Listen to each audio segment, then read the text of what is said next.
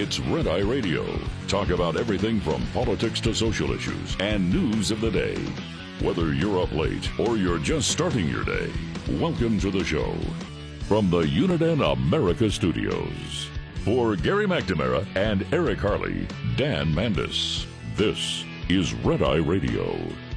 866-90-RED-EYE is the phone number. Thank you very much for joining us. 866-90-RED-EYE. Dan in for Gary and Eric as we head into a Thanksgiving weekend. There is so much to talk about. By the way, do me a favor, follow me on X at Dan Mandis Show. James Carville, he is a Democrat strategist, and he is somebody that a lot of Democrats really do listen to. Now, if you have been anywhere near talk radio today, anywhere near Fox News, Newsmax, you have heard about this audio from James Carville. He is really angry because one of the headlines that's out there today is the deciding factor for many Americans in the last election, November 5th, was Donald Trump and his appearance on Joe Rogan. We all know that, and again, in the headlines today, you have insiders saying that Kamala Harris chose not to go on Joe Rogan's podcast because Donald Trump did. And James Carville, he's not happy. The vice president was thinking about going on Joe Rogan's show, and a lot of the younger progressive staffers pitched a hissy fit. Supposedly the campaign said that wasn't the term de facto, but they did. When you put a campaign together and you hire young people to do work, let me tell you exactly what you tell these people, what I would tell them. Not only am I not interested in your opinion, I'm not even going to call you by your name. You're 23 years old. I don't really give a shit what you think. And let me tell you another huge error this made, is when people said campaigns need to reflect progressive values. No, they don't. No, they don't. Campaigns are authoritarian by their nature.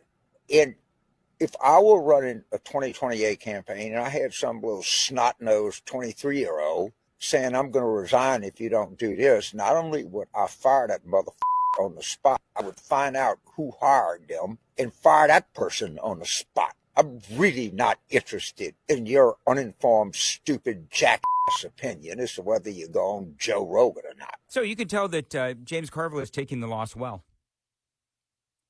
Here's the thing, is that it is clear that Kamala Harris made a lot of mistakes, and I don't want to go backwards too much. I mean, everybody knows what happened in 2024.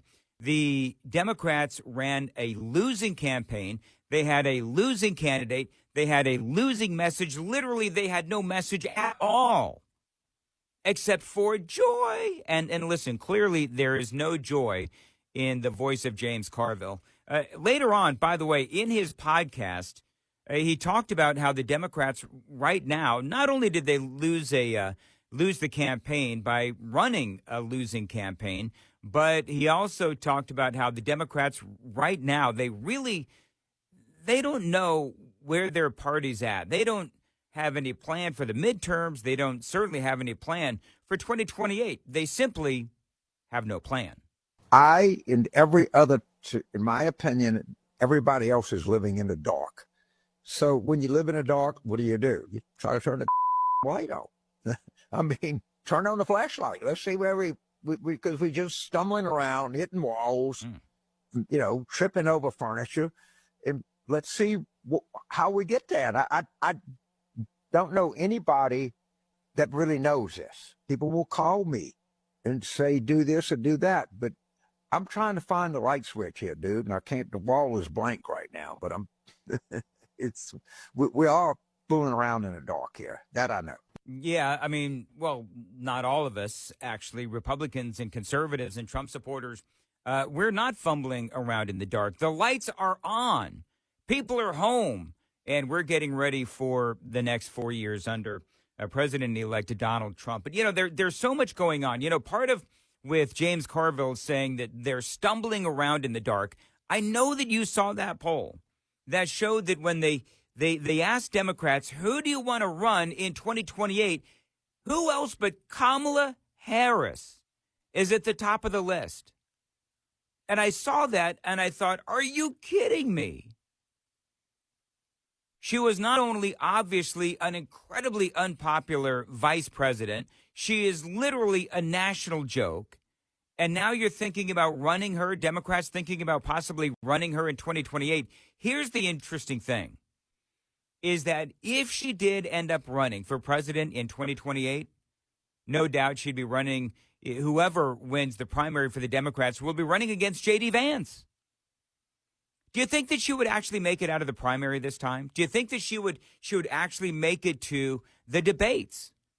Because I think that we all got to realize, and we all know, and Democrats certainly, you would think that they would know, but maybe they haven't grasped the concept yet that not only did they have a losing candidate, but they also had that losing message. I mean, simply calling the other side names is not a winning message.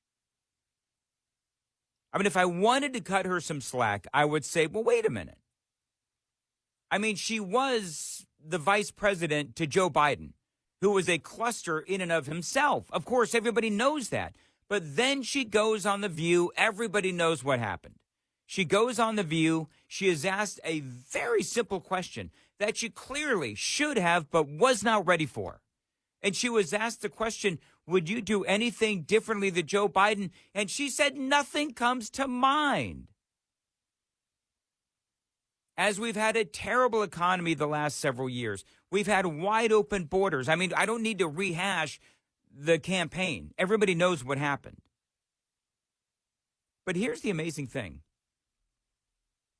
All across the internet this morning, you see this story of Kamala Harris, who drops a video last night that people are calling downright bizarre. Now, it appears that she's drunk. Now, I'm going to let you folks decide for yourself. Follow me on X at Dan Mandis Show. That is where I have posted this video. But there's a couple of cuts that are floating around, smaller cuts across X and social media. But I will tell you that I went ahead and I posted the entire video. And I've pulled some audio from that video. And does she seem a little out of sorts? She really does. I mean, she looks bleary-eyed. And yes, some people are saying that she sounds drunk. Now, to me personally, I don't know if she's drunk or not, because I'm going to be honest with you, she always sounds drunk to me. I mean, she does. She always sounds drunk. Now, that doesn't mean that she is. I don't think that she's always drunk. She's got that sound to her. And during this 9-minute and 38-second video, it appears to be some sort of a call that has taken place after the election. Some people are saying that she's trying to apologize to the people on this phone call. I don't know. I didn't hear an apology.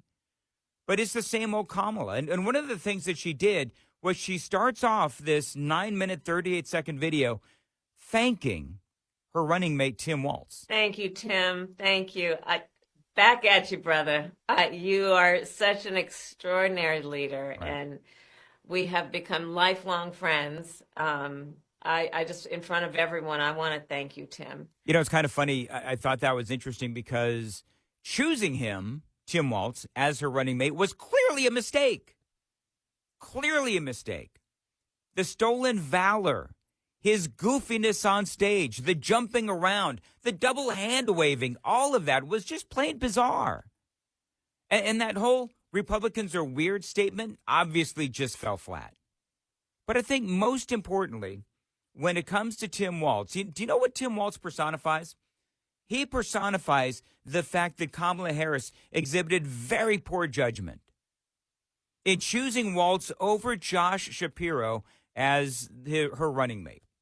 I mean, that was a big indication that Harris simply did not have very good judgment. And everybody knows that. Now, in case you haven't heard, my theory is that she chose Walz over Josh Shapiro because Shapiro went to the powers that be and he said, listen, I with all due respect, I think Josh Shapiro said, with all due respect, I want nothing to do with Kamala Harris or this campaign because he knows that it was going to be a train wreck. And ultimately it was. And it obviously wasn't just Tim Walz. It was Kamala Harris as well. And he's got presidential aspirations. Josh Shapiro does. So he didn't want his political career stained with Kamala Harris or this campaign. I mean, otherwise, it has to be one of the worst political decisions ever, one of the worst political campaign decisions ever to choose Tim Walz over Josh Shapiro, the governor of Pennsylvania, the most important state during the last election. And so I think for her to come out and say, oh, Tim, thanks, you were wonderful, we're lifelong friends. Tim Walz is literally the personification of Kamala Harris's incompetence. She had a lot more to say. And I am thankful because I know your character is such that you're not going to get knocked down. And you're in this fight. And you're in it for all the right reasons. Yeah, she's talking to her staffers. And I know that about you. It's why you're part of this call right now and all the work that you did over those 107 days and even before. That's your nature. I wonder if the staffers that she's talking to, because this is like some sort of a motivational Zoom call or something. But I wonder if the staffers that she's talking to are the same ones that came out anonymously and said the entire campaign was a complete train wreck.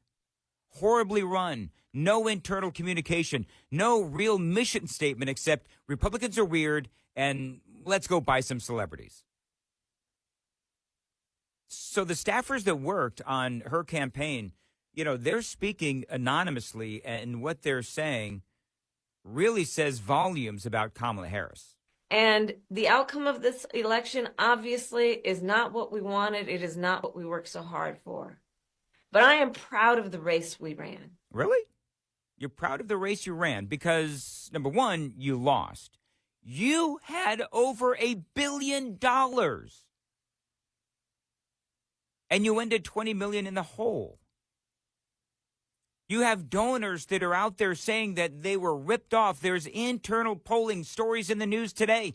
Internal polling shows, according to insiders, that you never had the lead, that you always knew you were going to lose, that you were never in the lead against Donald Trump, and that it wasn't even close. Yet you apparently lied to donors and said it was close. And now those very same donors that perhaps in 4 years you're going to be looking for money from them, they're now angry because they feel betrayed and they feel lied to. And so I don't know how you could possibly, Kamala Harris, I don't know how you could possibly say that you ran a campaign to be proud of. You didn't run a campaign to be proud of. You ran a campaign where you blew through $1 billion and you ended up $20 million in debt. Not to mention all of that really, what's the best way to put this? Arse-kissing coverage from the media where it was just glowing and everything that you did was great and everything Donald Trump did was terrible and he's Hitler and his supporters are Nazi. You had all of those, what a lot of people would call, including yours truly, in-kind donations from the media where everything you did was great. When everyone knows that everything you did was not great.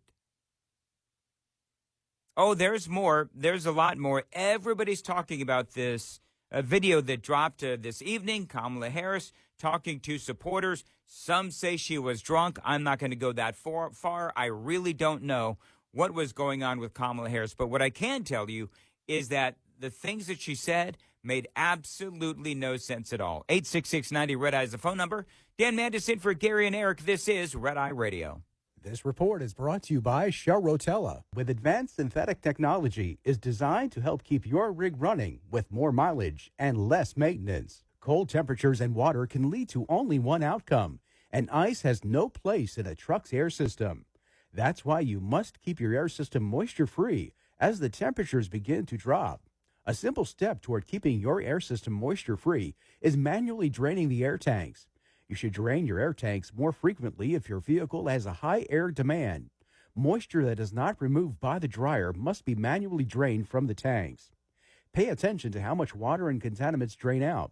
Too much water indicates the air dryer isn't working properly, and too much oil may indicate that the air compressor is worn. Make sure your air system is in top condition before plunging temperatures. Put it to the test. Lines open for your calls. 866-90-RED-EYE on Red Eye Radio.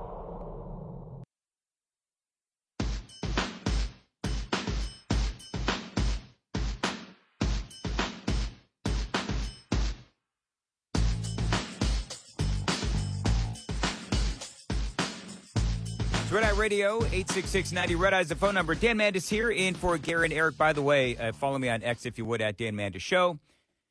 And I host a morning show in Nashville, Tennessee on Super Talk, 99.7 WTN. That airs from 6 to 10 Eastern, 5 to 9 Central. Find out more about that show and me at X at Dan Mandis Show or on Facebook at Dan Mandis Show. And I do live in Nashville, Tennessee. People always seem to ask me, if you live in Nashville and the show broadcasts from Dallas, Texas, how exactly do you do that? I actually did a little video, just in case you're curious. It's really like radio nerdy. But if you're curious as to how all that works, I did a little bit of video, and I posted it to the Dan Mandis Show Facebook page. And so if you want to see some of the behind-the-scenes maneuverings on how all of this works, you can check that out on my Facebook page at Dan Mandis Show. The phone number is 866-90-RED-EYE, 866-907-3339. Going over some of this audio from this epic 9-minute video of Kamala Harris that has they tweeted it out. The Democrats tweeted it out earlier this evening. And it's some sort of a Zoom phone call, some sort of what was meant to be an inspirational message from Kamala Harris to her staffers. And so I'm playing some of this audio because I find it fascinating that, James Carville is out there and he's a Democrat strategist. And he is saying that the Democrats are sort of, fumbling around and they're lost in the dark and they really don't know what the heck happened in 2024. Here's the thing. Is that if you believe the Democrat, polling that's out there where people say, oh, yeah, we would love to see Kamala Harris run in 2028, you sit there and you think, really? Because she did run a terrible campaign.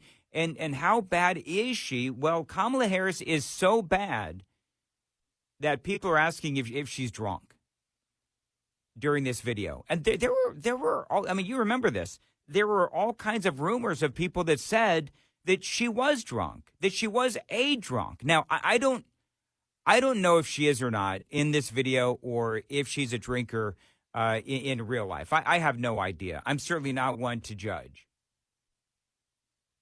But people are saying, yeah, she does sound a little snockered. I really have no idea. But, one of the things that, and I'm sort of gravitated towards some of these audio bites that I pulled from this 9-minute Zoom conversation where she did say that she was proud of the campaign that she ran. And the outcome of this election, obviously, is not what we wanted. It is not what we worked so hard for. But I am proud of the race we ran. I thought it was interesting because, I was lamenting how she had spent, over $1 billion and ended $20 million in the hole. But she spent $100,000 on the set for a simple podcast. That is insanity. $100,000 on the set, building an actual set for a podcast. That is insanity. And by the way, it wasn't Joe Rogan. She refused, as you remember, to go on to Joe Rogan, which staffers now say is the reason that she didn't win. One of many reasons, I would say. But the reason that she refused to go on Rogan was because Donald Trump went on Joe Rogan's podcast. Petulant leadership, to say the least. I've got a lot more straight ahead, plus some of your calls, 866-90-RED-EYE, 866-907-3339. Dan Mandis in for Gary and Eric on Red Eye Radio.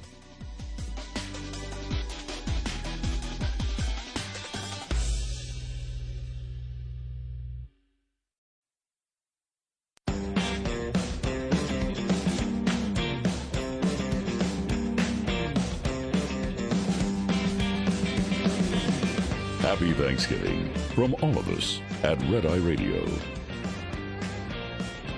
Dan Anderson for Gary and Eric. It is Red Eye Radio. 866-90 Red Eye is the phone number. Do me a favor. Follow me on X at Dan Mandis Show. You can also find me on Facebook at Dan Mandis Show as well. And Tom is calling in from California. Tom, thanks for calling Red Eye Radio. How are you? I'm fine, Dan. Listen, you know, everybody's been quoting and saying it was $1.2 billion that she blew through. But tonight on Fox News at night, I was listening to a lady that I've seen since the election that actually worked for Kamala Harris. And she said, and I quote, she went through $1.2 billion and another billion from a super PAC. $2 billion. Okay. $2 billion. And she still lost. And she still lost. Hey, Tom, I got to ask you. Hey, Tom, can I ask you? So you're living in California. Yep. Are you a conservative? I am. So how do you conservative?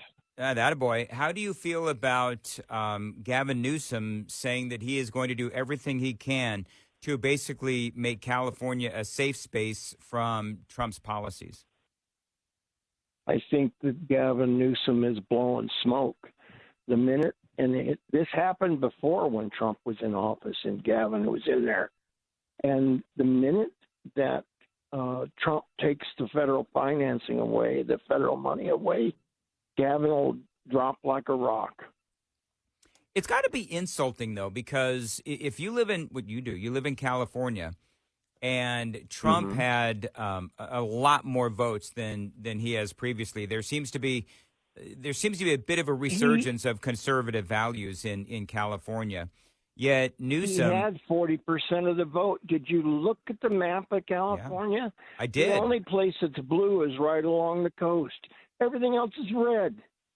Well, and I think that California has been suffering, and I'm from, just so folks know, and maybe you know, maybe you don't know, Tom, but I'm from California. I'm from Southern California, born and raised there. So I know of which I speak when I say that California, over the last several decades, I mean, it's gone to hell in a handbasket. I mean, you and I both know that, and it is because of a number of different things. But, you know, the Democrat rule, the Democrat state legislature, they are all deep, deep blue. And so I think that for someone like Gavin Newsom to say what he is saying, knowing full well that it is Democrat values and progressive policies that has led California down this road of ruin, if I'm a voter in California, I've got to look at him saying, well, we're going to block all of the policies of Donald Trump, knowing that it was the wide open southern border that has led to a lot of problems here in America, certainly in California as well. That's just got to be insulting. I don't know how you do it. I'm just going to say this, Tom. I don't know how you do it living in a state where it is so progressive, even though you are seeing some progress in California with the conservative vote. I think you guys got a long way to go. I think we do too, but I have hope because somebody locally, Carl DeMaio, went into the assembly, won his race. A lot of the races were very close out here. And why do you think California took so long to solidify its vote? Simply because the races were very, very close this time. And I think you're seeing the uprisings of people giving up on democratic rule in the state. Thanks. We'll see what happens. It's all about, of course, the governorship and also that very Democrat state legislature. But, Tom, I appreciate the call. Thank you very much. It is interesting when you talk about what's going on in California. I don't really know much about Illinois and how bad Illinois was as far as, Democrats versus Republicans, who voted for Kamala, who voted for Donald Trump. I know that obviously Kamala took Illinois. But bottom line is that, to Tom's point, I don't know whether it's a 1.2, 1.4 billion, 2 billion from the super PACs. He does have a great point. I really don't know. But what I will tell you is that whether it's 1 or 2 billion, it was a poor showing. And I love this. This is from Kevin O'Leary. This is on CNN, and Scott Jennings is here, too, one of my personal favorites. But this is making its way across the internet this morning. Kevin O'Leary, they say, delivers a brutal reality check on why Kamala Harris lost in a landslide.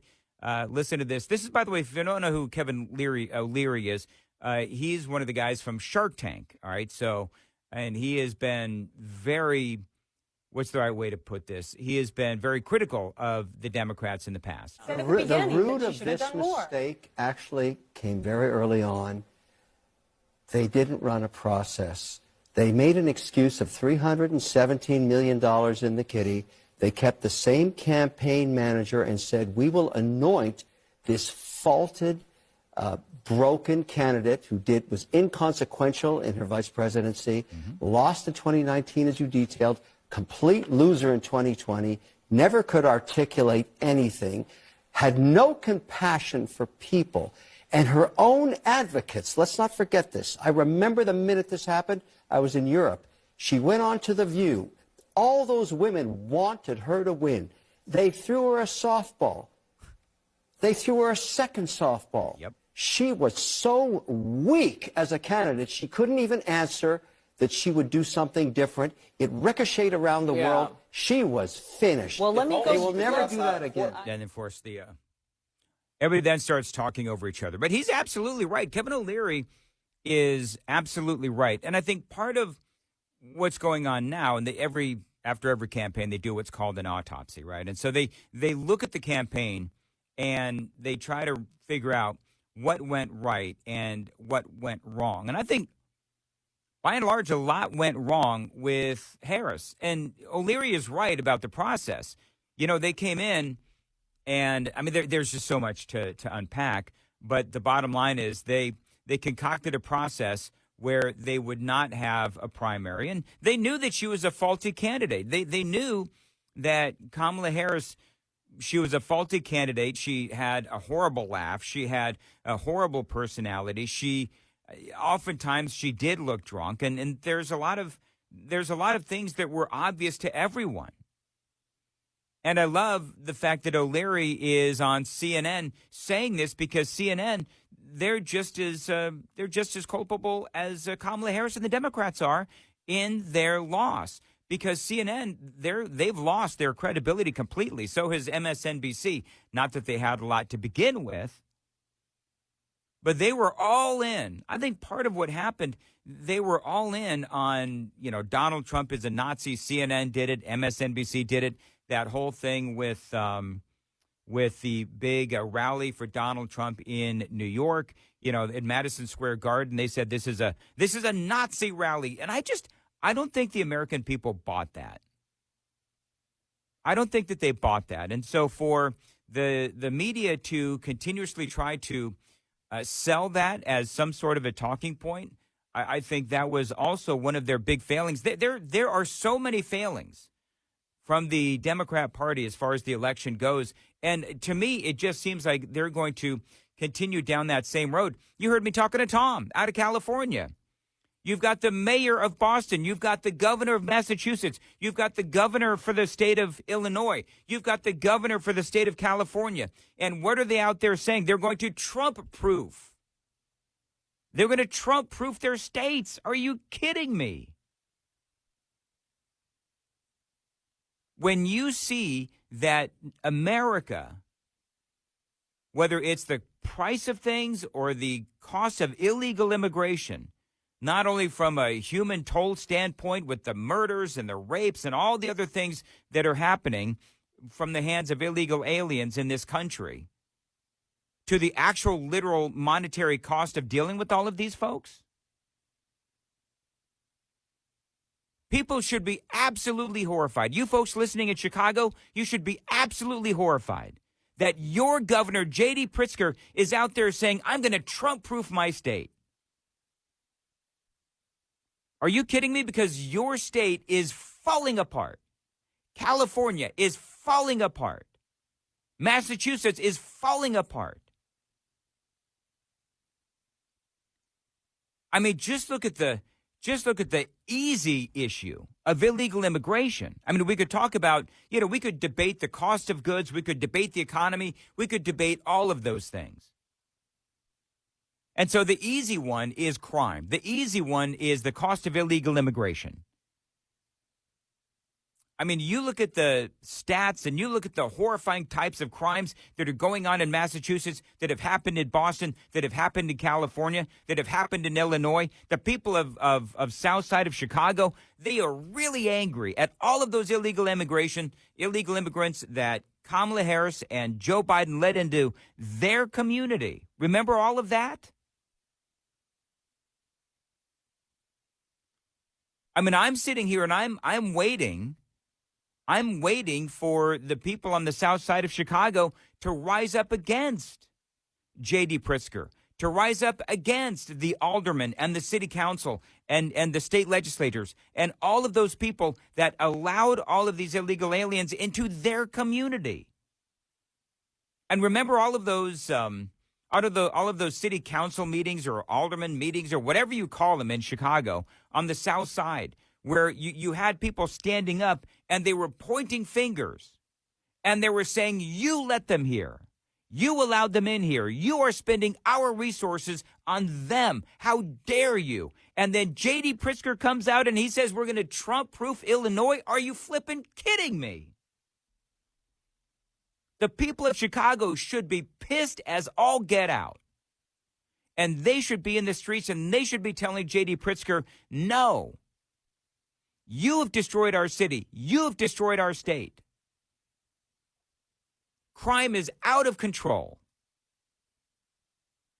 We're spending way too many resources on illegal aliens that they have let into our country. You say that Chicago is a sanctuary city. You say that Illinois is a sanctuary state. You allowed them here. You brought them here. Now you, J.D. Pritzker, should be paying the price.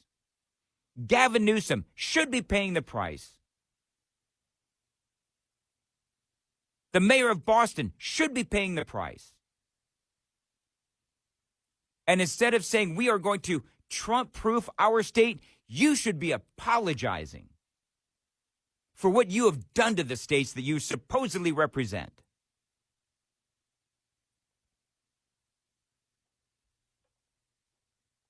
Now you got all these people saying, "Oh yeah, we want Kamala Harris to be our, the one running for president in 2028. Really? The top of the page of the Daily Mail, one of my,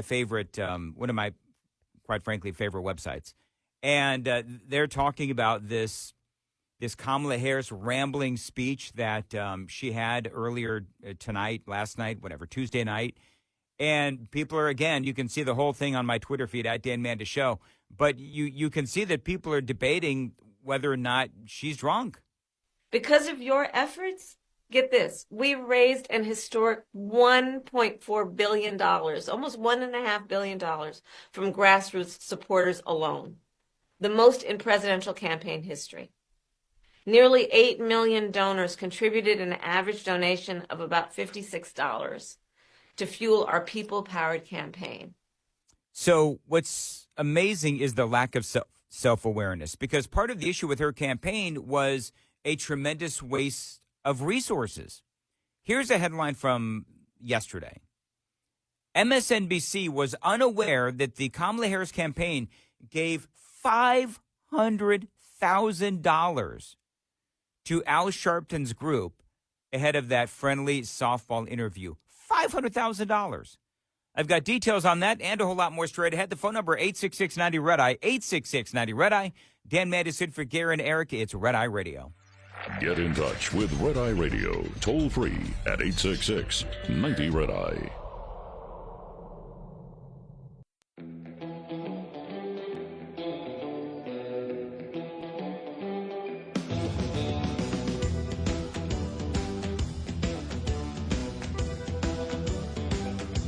This is really, really funny. Very, very quickly, Dan Mandis here on Red Eye Radio. Everybody's talking about this Kamala Harris video that is ricocheting across the internet, and people are saying she sounds drunk. Don't you ever let anybody take your power from you. You have the same power that you did before November 5th. Now, what people have done through, I guess, artificial intelligence, they've actually placed a big old alcohol bottle in her hand.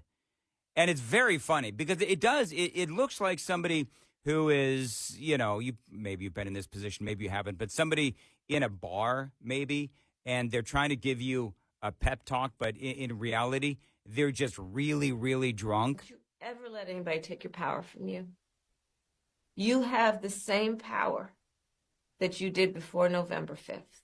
Yeah, it's very funny. What you want to do, go check it out on my X feed at Dan Mandis Show. It looks like somebody had a lot of fun with that. Kamala Harris, drunk or not, she's not making any sense. Go check it out. My X feed at Dan Mandis Show.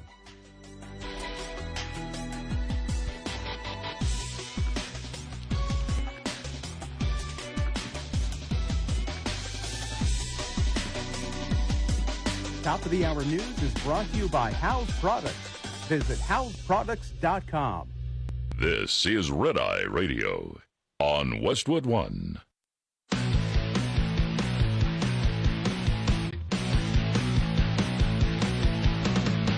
Now, it's Red Eye Radio. Talk about everything from politics to social issues and news of the day. Whether you're up late or you're just starting your day, welcome to the show. From the Uniden America Studios. For Gary McNamara and Eric Harley, Dan Mandis. This is Red Eye Radio. 866-90-RED-EYE is the phone number, 866-907-3339. Dan Mandis here indeed, in for Gary and Eric this morning as they take a much-deserved evening off as we head into Thanksgiving weekend. And there is a lot of news to cover. Always appreciate the opportunity. Follow me on X, if you would, at Dan Mandis Show. You can also find me on Facebook and also on the radio at 99.7 WTN here in Nashville, Tennessee. More details there at 99.7WTN.com. I think we all understand and know that Democrats, politics by and large, I don't want to necessarily make this about a Democrat thing, but Democrats by and large, and in politics, it is a brutal business. Donald Trump has said that many times. But now there are stories coming out as to just how vindictive and nasty Democrats were in the 2024 election. The pernicious tactics of Democrats are being revealed. This is from the Washington Examiner. The headline is, "No Labels," the party, "No Labels takes Democratic activists who worked against them to court." And basically part of what they're saying, what they're revealing is the really nasty tactics that the Democrats were using during this election. And the reason why the Democrats were so against the No Labels party, you remember it was the No Labels party, and they never really did get off the ground because they couldn't find someone to take the mantle, if you will, of that No Labels party. Joe Manchin wasn't interested. You had Mitt Romney wasn't interested, but names like that. But they're talking now about how the Democrats treated those that started the No Labels party. And it was really bad because their thought process, again, was that the No Labels party would hurt Democrats and help Donald Trump. And so now this is, again, from the Washington Examiner. Listen to how bad this is. Unsealed documents and emails revealed Democratic operatives worked to undermine No Labels with efforts that included harassing and intimidating the party's founder, Nancy Jacobson, and her husband, Mark Penn. Now, if you don't know, Mark Penn is a former advisor to Bill and Hillary Clinton. But listen to what these operatives did. Strategists intended to socially stigmatize the couple, including stunts such as hiring clowns to hang out on their block. Literally, the clowns in the Democrat Party wanted to hire clowns to hang out on the block of Nancy Jacobson and Mark Penn.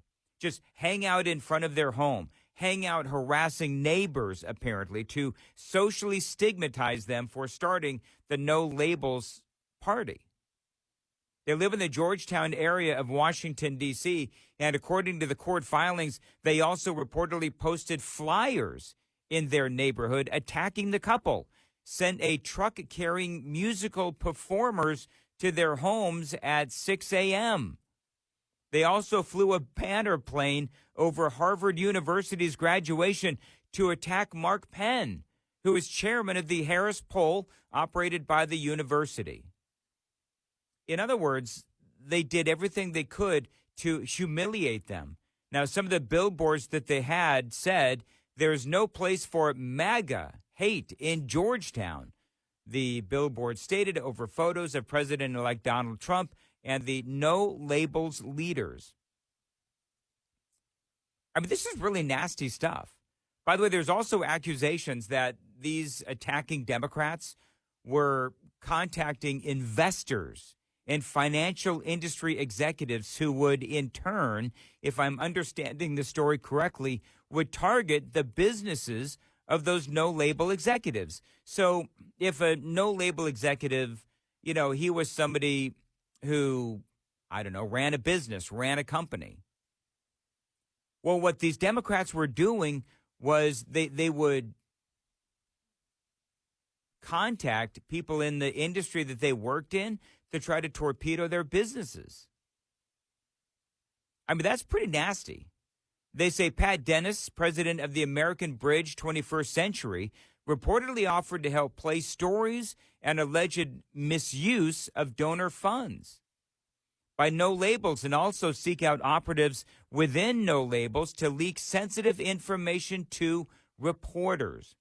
So in other words, what this person allegedly is trying to do, this Pat Dennis, is they're going to place stories in the media about misuse of donor funds by No Labels, basically torpedoing them in the media with false allegations and false stories. They wanted to find, again, operatives within the No Labels movement to leak sensitive information to reporters. By the way, that's what the Democrat Party also did to RFK Jr. Remember that whole story when RFK came out and he was like, yeah, these Democrats, they were so nasty, they were so pernicious that they were trying to place people within our movement, within our campaign, so that they could get information, possibly so that they could plant bombs inside, not literal bombs, but you know what I'm saying. You know what I'm saying? Planting, bombs inside of the campaign. So that if somebody wanted to get in there, let's say they wanted to take out RFK Jr., they have someone from the Democrat Party, and they would place them like a spy inside RFK Jr.'s campaign, and then they would do some things that would look bad on RFK Jr., then that stuff is in turn leaked to the media. That's what the Democrats do. That's the kind of stuff that the Democrats do. And their goal really was to poison the well for No Labels or RFK Jr. and so forth with their key stakeholders and destabilize their efforts internally and in the minds of the public. I mean, that's part of an email that was sent out. Spread fear, uncertainty, and doubt about their operation and within their operation. You see how pernicious that is? Try to destroy their campaign from the inside out by placing people inside of that campaign to cause chaos. In January, No Leaders called on the Justice Department to investigate an unlawful conspiracy to undermine their efforts, but the Justice Department, here's a shocker, the Justice Department did not respond to their requests. Because, it's all the Democrats, and you got Biden, you got Obama, you got Kamala Harris in there, and they're all working, hand in hand with the Justice Department and with these activists to torpedo whether it is RFK Jr. or the No Labels Party. There was a great discussion on Joe Rogan, and he's talking to this guy, Mark Anderson, who is, this guy is just a rock star in the tech world. Now, Mark Anderson, He has developed companies in Silicon Valley. He's a venture capitalist. He's developed the first widely used web browser, for example. He is literally a billionaire and is actually in the World Wide Web Hall of Fame. And Joe Rogan's talking to him. And he talks about how the Democrats have been debanking political opponents in the tech world. Now, if you don't know what debanking is, basically it means that the Democrats are working with their own operatives in the financial world to make doing business incredibly difficult if you're a Trump supporter. And so they go in and they'll literally close your bank accounts. They'll close your business accounts. That's what they're doing. This is what Mark Anderson said. You can't get insurance. Like, none of that stuff is, you've been sanctioned, right? None of that stuff is available. And then this administration extended that concept to apply it to tech founders, crypto founders, and then just generally political opponents. So, yeah, so that's been like super pernicious. And, I wasn't aware of that. Oh, 100% against their political enemies and then to their disfavored tech startups. And it's hit the tech world like we've had like 30 founders debanked in the last 4 years. Really? Yeah. It's been a big recurring pattern. 30. But this is one of the reasons why we ended up supporting Trump. It's like we can't live in this world. We can't live in a world where somebody starts a company that's a completely legal thing and then they literally like get sanctioned, right, and embargoed by the United States government through a completely unaccountable, no due process. None of this is written down. There's no rules. There's no court. There's no decision process. There's no appeal. Yeah, so the Democrats doing this to the most powerful people in America.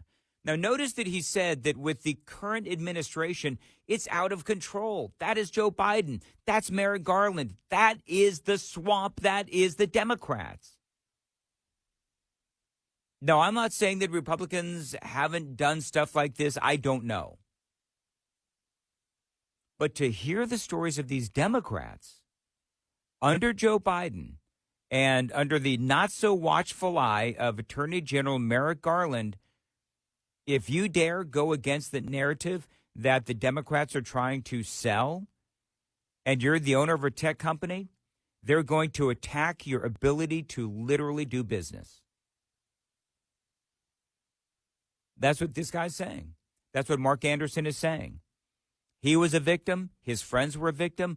Other tech entrepreneurs, they were all victims. And that's why they had to support Donald Trump. And part of this is shifting alliances. These tech companies, they were very pro-Obama. They were very pro-battling climate change and all of that for years. And so when they started supporting Donald Trump, they became targets. They became targets of the left. They became targets of Joe Biden. They became targets of Kamala Harris. And they became targets of the Democrat machine. And so it's this, and this is when Trump says the deep state. Like the way we would describe it is it's administrative power. It's political power being administered not through legislation, right? So there's no defined law that covers this. It's not through regulation, right? There's nothing you can't go sue a regulator to fix this. It's not through any kind of court judgment. It's just raw power.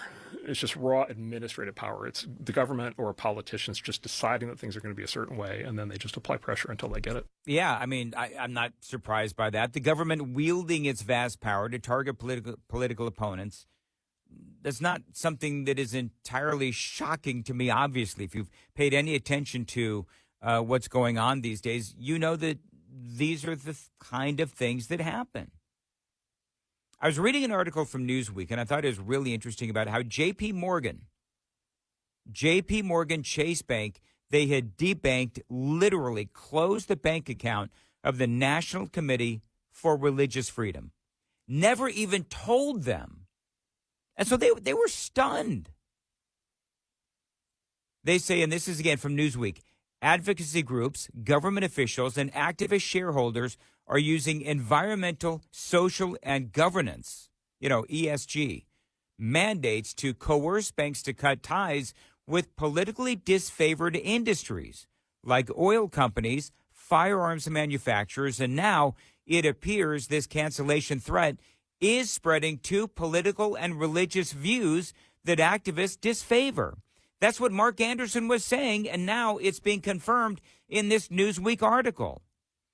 You make enemies with the Democrats, And, it used to be the joke was, okay, well, you're speaking out against the government. Here comes the IRS. Well, now this whole thing about debanking is really a thing. You go against the Democrats and the deep tentacles, the long, sticky tentacles of the Democrat Party will come after you. And now it's tech companies. It's their turn. Republican-aligned companies, even now nonprofits, are being attacked. Now, Chase said they might reinstate the account if they did a few things, if they jumped through a few loopholes. I've got those loopholes coming up. 866-90-RED-EYE is the phone number. Dan Mandis in for Gary and Eric, 866-90-RED-EYE. This is Red Eye Radio. Brought to you by FPPF, Fuel Power Max. Owner-operators can save a hefty amount of money by participating in discount fuel networks. If you're leased and your fleet has a fuel optimizer program, use it. Such a program helps plan a trip based on fuel prices and locations in the carrier's fuel network. The larger the carrier, typically the larger the discounts that are possible. Fees for using such networks have become rare thanks to competition for drivers. Owner-operators are well advised, however, to pass up network fuel stops that are too costly, are too far off route, sell inferior fuel, or are dangerously or poorly maintained. For independent owner-operators, a bevy of fuel discount networks exists, from a variety of traditional fuel cards to the National Association of Small Trucking Companies network and the younger mudflap applications discounts at independent truck stops around the nation. Research the options and discounts available to find the right one for you. Owner-Operator Business 101 is provided by Overdrive's Partners in Business program. Go to overdriveonline.com to the Partners in Business section of the website for more details on this and many other topics. Brought to you by Shell Rotella. With advanced synthetic technology is designed to help keep your rig running with more mileage and less maintenance. Lines open for your calls. 866-90-RED-EYE on Red Eye Radio. Shop at iowa80.com for the best selection of everything for your truck. Bumpers, fenders, toolboxes, lights, interior, and more. iowa80.com, your trucking accessories superstore. When you drive a truck, pride makes its way into everything you do, including how you take care of your engine. If you want to treat your truck right, Shell Rotella is the only heavy-duty engine oil for the job. You'll get unrivaled protection and performance, plus up to $80 in digital gift cards when you buy today. There's never been a better time to experience the Shell Rotella difference. Ends November 30th, 2024. Terms apply. See rotella.com/rewards for details. The St. Christopher Truckers Relief Fund provides free health and wellness programs for drivers to help prevent some common medical conditions seen in the industry. These programs include diabetes prevention, Rigs Without Cigs, a tobacco cessation program, Healthy Habits for the Long Haul, a 12-week total body wellness program, a vaccine voucher program that includes free flu, shingles, and pneumonia vaccines, and GPS, Get Preventative Screenings, which includes free at-home cancer screening tests. These programs are available to Class A over-the-road truck drivers. For more information or to sign up for a program, go to the St. Christopher Truckers Relief Fund website at truckersfund.org. These programs are made possible by Southern Recipe, Call on Doc, Road Pro Family of Brands, OOIDA, and Grinds. Again, you can go to truckersfund.org for more. As an owner-operator, you have unique needs to ensure you can run a profitable business, deliver on time, and still have time at home with the family. The experts at Fleet Owner bring their expertise to you each week with the For the Driver newsletter, arriving in your inbox every Wednesday morning. This free newsletter will help you stay on point with all of your goals, understand upcoming regulations, and be on the forefront of breaking trucking news. Sign up today at fleetowner.com.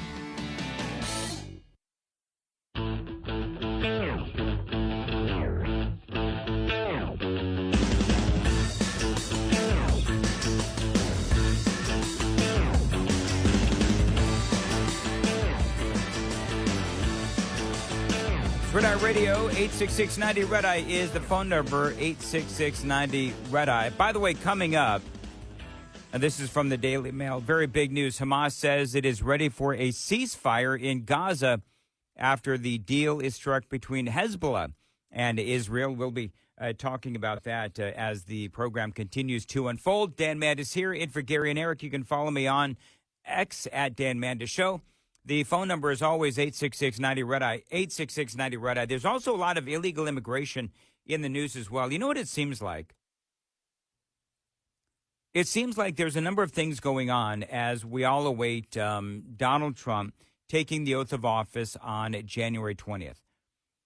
Number one is we know that there's going to be a big push to get as many illegal aliens into the country as possible. But now it looks like Mexico and Mexico's president is going to stop the migrant caravans. So we're going to get into that story as well. I've got a lot to cover. So we've got that story. We've got the ceasefire. My big question is, because you've got the ceasefire apparently between Hezbollah and Israel. You've got Hamas now saying that they're ready for a ceasefire as well. My big question is, what about Iran?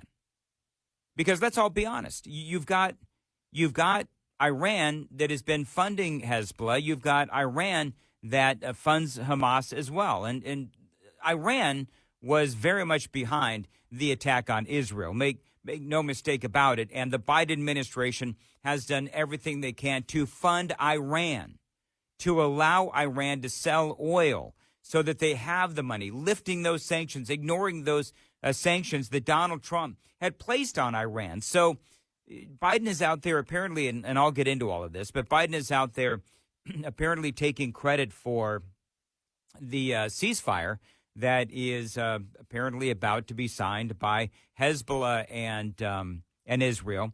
We'll have to see if it actually happens. But you really think this is a coincidence? You really think that all of a sudden, just out of nowhere, Hezbollah is ready to sign on the dotted line? No. They know what's coming. They know that there's going to be a change in administrations, and Donald Trump, he's not going to tolerate any BS. That's why I love that all of a sudden you've got Zelensky saying, "Oh yeah, I'll go to the table. I'll talk to Vladimir Putin," and Vladimir Putin is basically saying the same thing, but not before Joe Biden is sending millions, hundreds of millions of dollars more to Ukraine on the way out the door. Who could forget? Who could forget what Secretary of State Antony Blinken said? Every dollar we have is going to go to Ukraine from now till January 20th. Every single dollar, he says.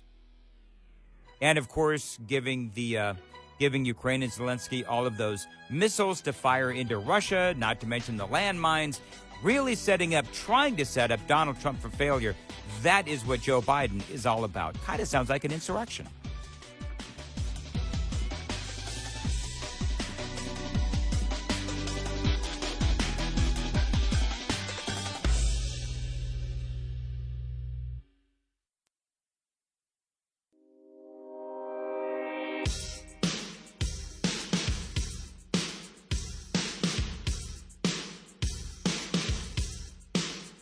Red Eye Radio from the Uniden America Studios.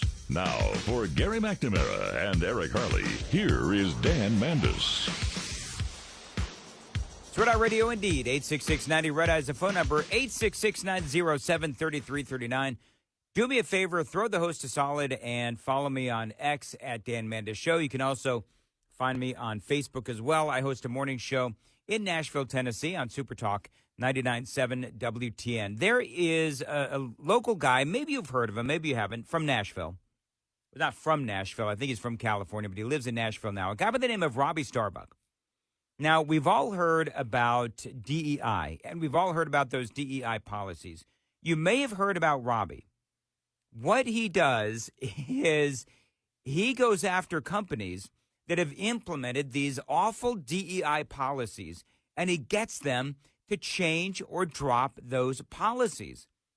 And so Robbie seemingly has become one of the most feared people in corporate America because he's very powerful on social media. He goes after companies that have these DEI policies that are, number one, they're just, at least to me, they're unfair. They lead to an incredible divided workforce. And it's just for the American people who work for these companies that have these DEI policies, you feel miserable. And the workforce is divided.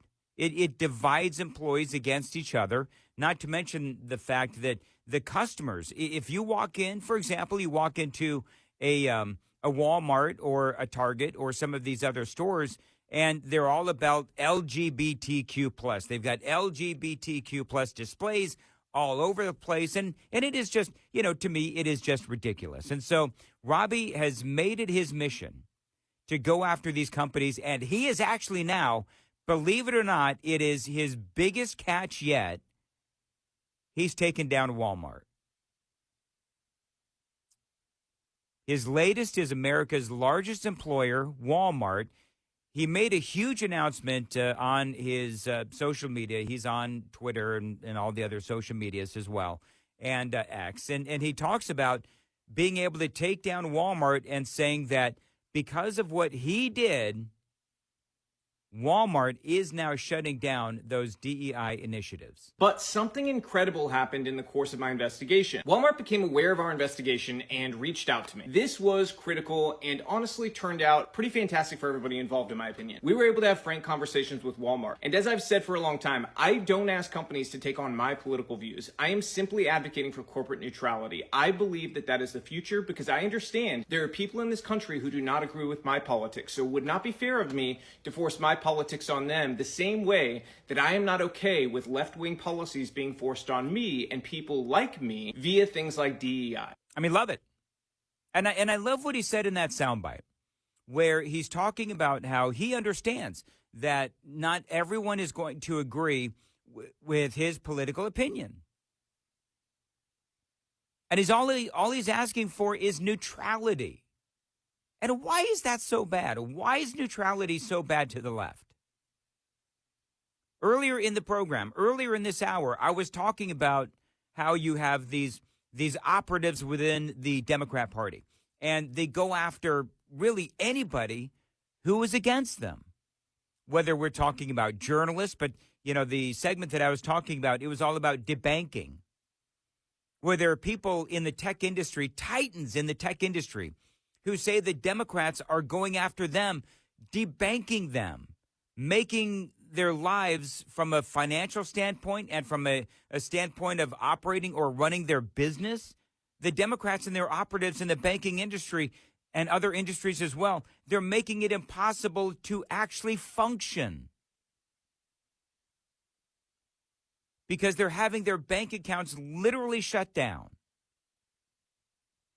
And so whether we're talking about conservative-minded nonprofits or titans in the tech industry, businesses as well, these operatives with really long tentacles in banking and finance, they're making it difficult for people to simply do business if they have a political disagreement. That is happening all across the country. And so Robbie Starbuck, all he's asking for is political neutrality. The Daily Mail says that Walmart, and they were friends, they were chest deep in the DEI. They really were. They're sponsoring gay pride parades, and they're sponsoring drag queen reading shows or reading hours with little kids. That's how deep Walmart was. And now, Daily Mail, this is how they put it, Walmart's stunning reversal will send shockwaves across corporate America, leaving DEI advocates scrambling to salvage initiatives in an increasingly hostile environment. You know why that environment is so hostile? The reason why that environment is so hostile is because the American people voted against this kind of stuff. They did. On November 5th, people said no more. No more of the political correctness, no more of the DEI, no more of drag queen reading hours, no more of any of this. And what I love from that statement is that we, as in conservatives, quite frankly, have been dealing with cancel culture for so long. And now conservatives are canceling cancel culture, right? The shoe is on the other foot, right? But you see, there's a difference because the left-wing activists, they're calling for people to be fired if they don't bend the knee to their wokeness. But now things have changed. And Robbie, and frankly, all of us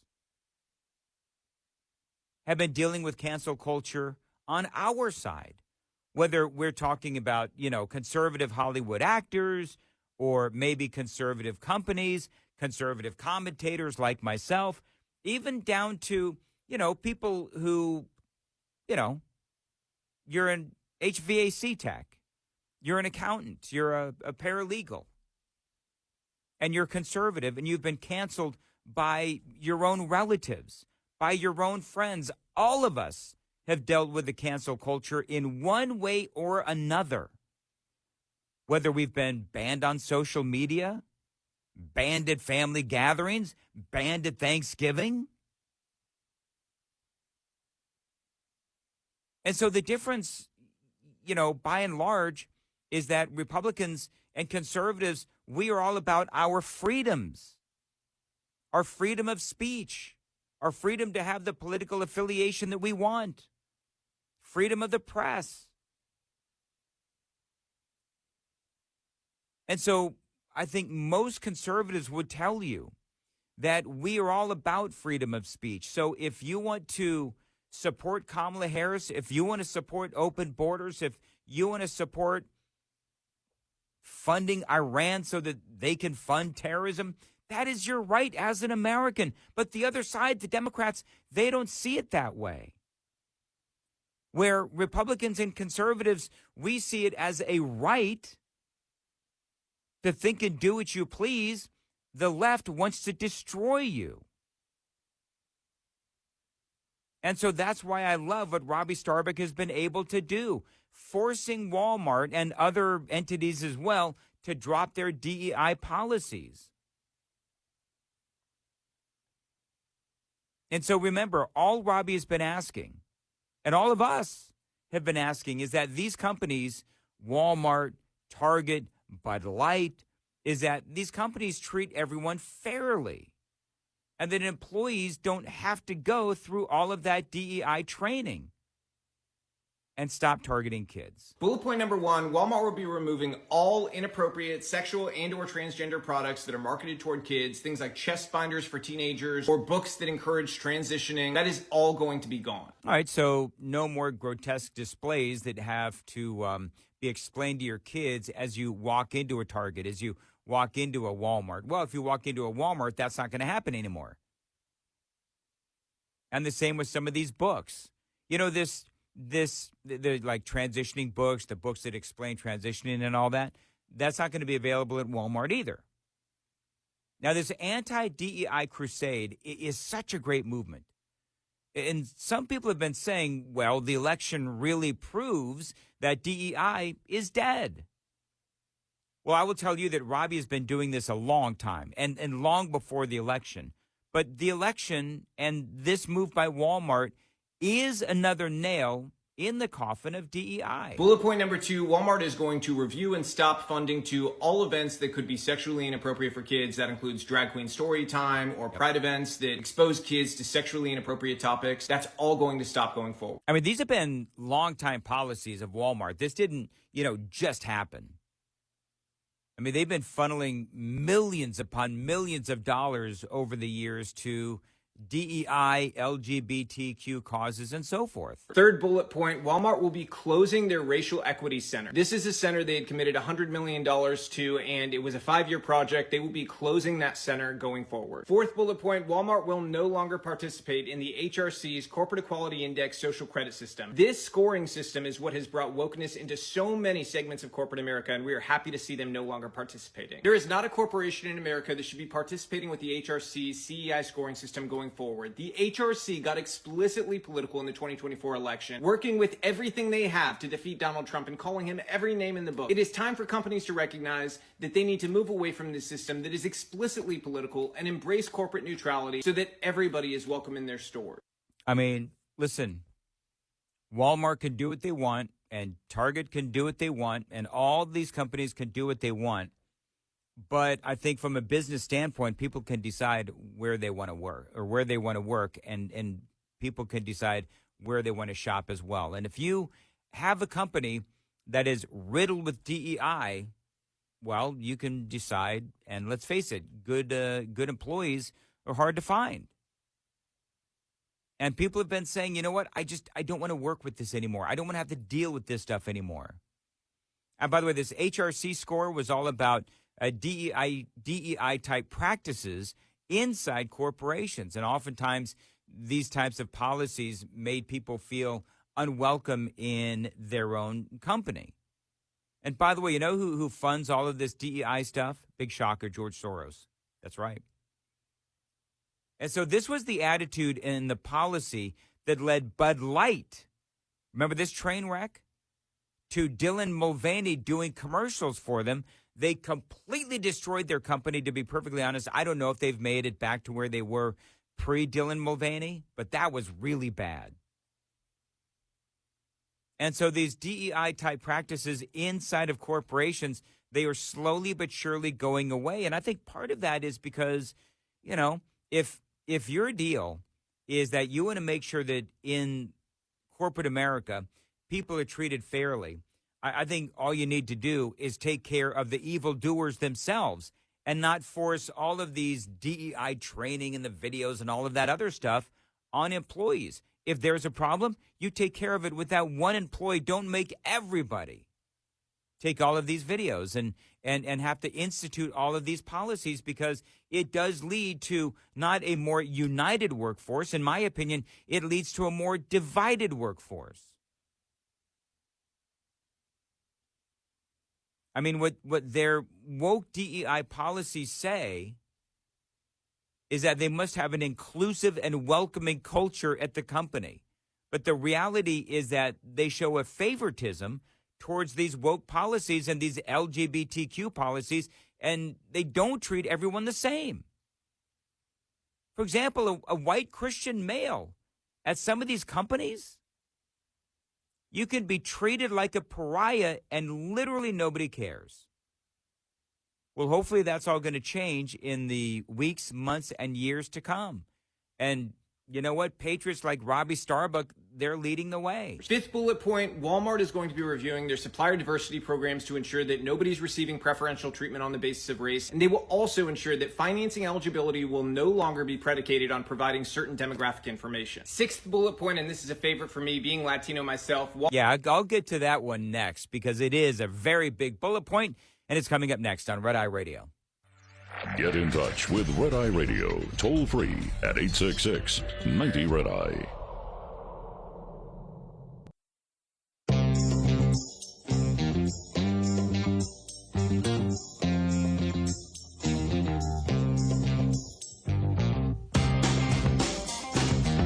Dan Mendes here for Gary and Eric.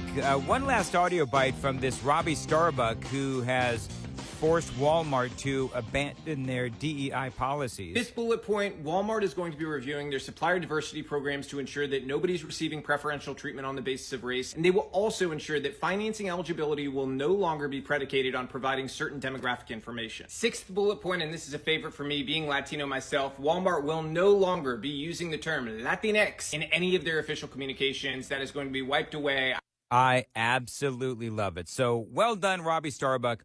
And with Walmart and this very big decision to do away with their DEI practices, them being the largest retailer in America, the largest employer in America, is now the activists are worried that a lot of other companies are going to start to follow suit. Listen, 3 words, elections have consequences. We'll return next on Red Eye Radio.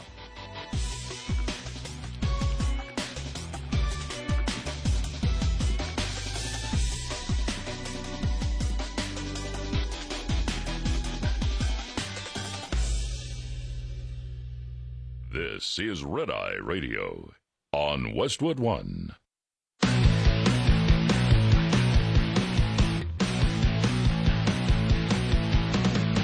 Now, it's Red Eye Radio. Talk about everything from politics to social issues and news of the day.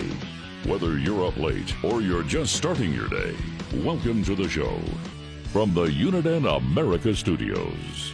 For Gary McNamara and Eric Harley, Dan Mandis, this is Red Eye Radio. 866-90-RED-EYE is the phone number, 866-907-3339. Dan Mandis here. Indeed, you can find out more about me if you would. Follow me on X and Facebook at Dan Mandis Show. There's a video. There's a couple of videos out there that I want to draw your attention to, bring your attention to. First one is Joe Biden. And I'm not sure exactly where he is. People are saying it's some sort of like a Thanksgiving kind of a Friendsgiving kind of a thing. But I want you to listen to the current president of the United States. I've just been told I've been fired. What they do when they tell us, they set a time, how long we're going to be somewhere, and then what they do is they close all the roads. The Secret Service does. And if you want to lose all support for the Coast Guard and no one will ever vote for me again, I better get the hell out of here. That is Joe Biden, not making any sense whatsoever. And of course, one thing that did make sense was he was told, I've just been told I was fired. Well, I don't know if they just told you that, sir, but it actually happened back on November 5th. And even for Joe Biden, well ahead of that, when your own party forced you out. But that's a conversation for a different time because we've frankly already had those conversations. But yeah, we talk about Joe Biden and we talk about how little sense the current president makes. And then you have Kamala Harris. Now, one of the things, and if you have been anywhere near talk radio today, you have heard James Carville. Now, if you don't know who James Carville is, he is, of course, a Democrat strategist. And his expletive-filled commentary on what happened or why it is that Kamala Harris lost. I mean, it broke the internet yesterday. The vice president was thinking about going on Joe Rogan's show, and a lot of the younger progressive staffers pitched a hissy fit. Supposedly the campaign said that wasn't the term effective, but they did. When you put a campaign together and you hire young people to do work, let me tell you exactly what you tell these people, what I would tell them. Not only am I not interested in your opinion, I'm not even going to call you by your name. You're 23 years old. I don't really give a shit what you think. And let me tell you another huge error this made, is when people said campaigns need to reflect progressive values. No, they don't. No, they don't. Campaigns are authoritarian by their nature. And if I were running a 2028 campaign and I had some little snot-nosed 23-year-old saying I'm going to resign if you don't do this, not only would I fire that motherfucker on the spot, I would find out who hired them and fire that person on the spot. I'm really not interested in your uninformed, stupid, jackass opinion as to whether you go on Joe Rogan or not. So James Carville clearly not taking the loss of Kamala Harris well. And here's the thing. Democrats aren't. I mean, I know it's so predictable. I refuse to go down the stupid, it's not a rabbit hole, but the commentary of, this Democrat is leaving the United States and that actor is leaving the United States. I really don't care. Because oftentimes they say that they're going to leave. They never leave, despite the fact that many people wish that they would leave, but whatever. You do you, Hollywood. You do you, Democrats. You do you, James Carville. But at least Carville, he's making sense in one thing that he says. And that is that Kamala Harris made a huge mistake not going on Joe Rogan's show. That was one of many mistakes, actually, that the vice president made. I and every other, in my opinion, everybody else is living in the dark. So when you live in the dark, what do? You try to turn the light on. I mean, turn on the flashlight. Let's see where because we just stumbling around, hitting walls, tripping over furniture, and let's see how we get there. And I don't know anybody that really knows this. People will call me and say, do this or do that, but I'm trying to find the light switch here, dude, and I can't. The wall is blank right now, but we are fooling around in the dark here. That I know. Yeah, well, not all of us, James Carville. Republicans know exactly where they're going, and the conversation will continue. Want to check in, though, with Michael calling from Colorado on Red Eye Radio. Michael, thank you very much for calling in. Hi, Dan. Thank you for taking my call, and a happy Thanksgiving to you and your family, first of all. Can you hear me too. okay? Yeah, I got you. You too. Thank you very much for calling in. Okay, awesome. Absolutely. So I just had a quick comment on the DEI issue. So what I'm saying is I don't have a problem with, Walmart getting rid of the DEI, but it's about how they did it. And by waiting to do this a few weeks after Kamala, lost the election, I think it's basically sending a signal like, when Microsoft and John Deere did this, they dropped all the DEI. That was months ago when the tide was kind of turning towards Trump. And I think they saw the momentum going towards Trump. But I think there's like a larger implication here. I think Walmart is kind of coming to the realization that the MAGA movement and the conservative movement has a hold on this country past, not for only the 2024 election, but the 2028 election with possibly J.D. Vance. And they just have the momentum to do this now that, Trump's going to be in power. And I think they're just coming to those realizations kind of, I wonder if they, and Michael, that's a good comment. I wonder if they came to that realization, though, because of the election. Now, Walmart has come out and said that they were planning on doing this before Robbie Starbuck started his own investigation. I mean, either way, I'm glad that it happened because I think that for the American people, I think that they're over the woke. I think that they're over the DEI. And I think that, the American people at this point have just kind of had it with all of that stuff. And I think also realize that the left, they were absolutely shocked by what happened on November 5th. And let's be honest, DEI is something that the left clearly, as everyone knows, advocates. And so and Michael is right, I believe that not only are we going to have, obviously, 4 more years of Donald Trump, but beyond that, I think that J.D. Vance will be, hopefully, if everyone plays their cards right, J.D. Vance will come in for another 4 years at least after that. We, of course, have midterm elections and so on and so forth. But here's part of the conversation that these companies have to have. I don't believe that it's simply because Donald Trump is coming into office. I think that DEI, I think that there's some people that would say, I don't believe this, but I think that there's some people that would say that DEI came in, ushered in after George Floyd really made an impact, and it had a time and a place. And again, I don't believe that DEI should have ever had a time or a place. But there are some people that would say that DEI had a time and a place, and that time and place has now passed. Whatever you want to say about DEI, I'm clearly, obviously, not a fan of it because I think that part of what happened with the election is that these companies just realized, you know what? A lot of this stuff doesn't make sense. And a lot of this stuff, nobody wants to see anyone discriminated against. That I agree with. We all agree, by and large, I would think, that nobody should be discriminated against. We all agree on that. But when you look at DEI and you look at some of the policies therein, whether it's, the DEI or the social scores, all of that stuff, I think that they just began to realize that it's gone way overboard.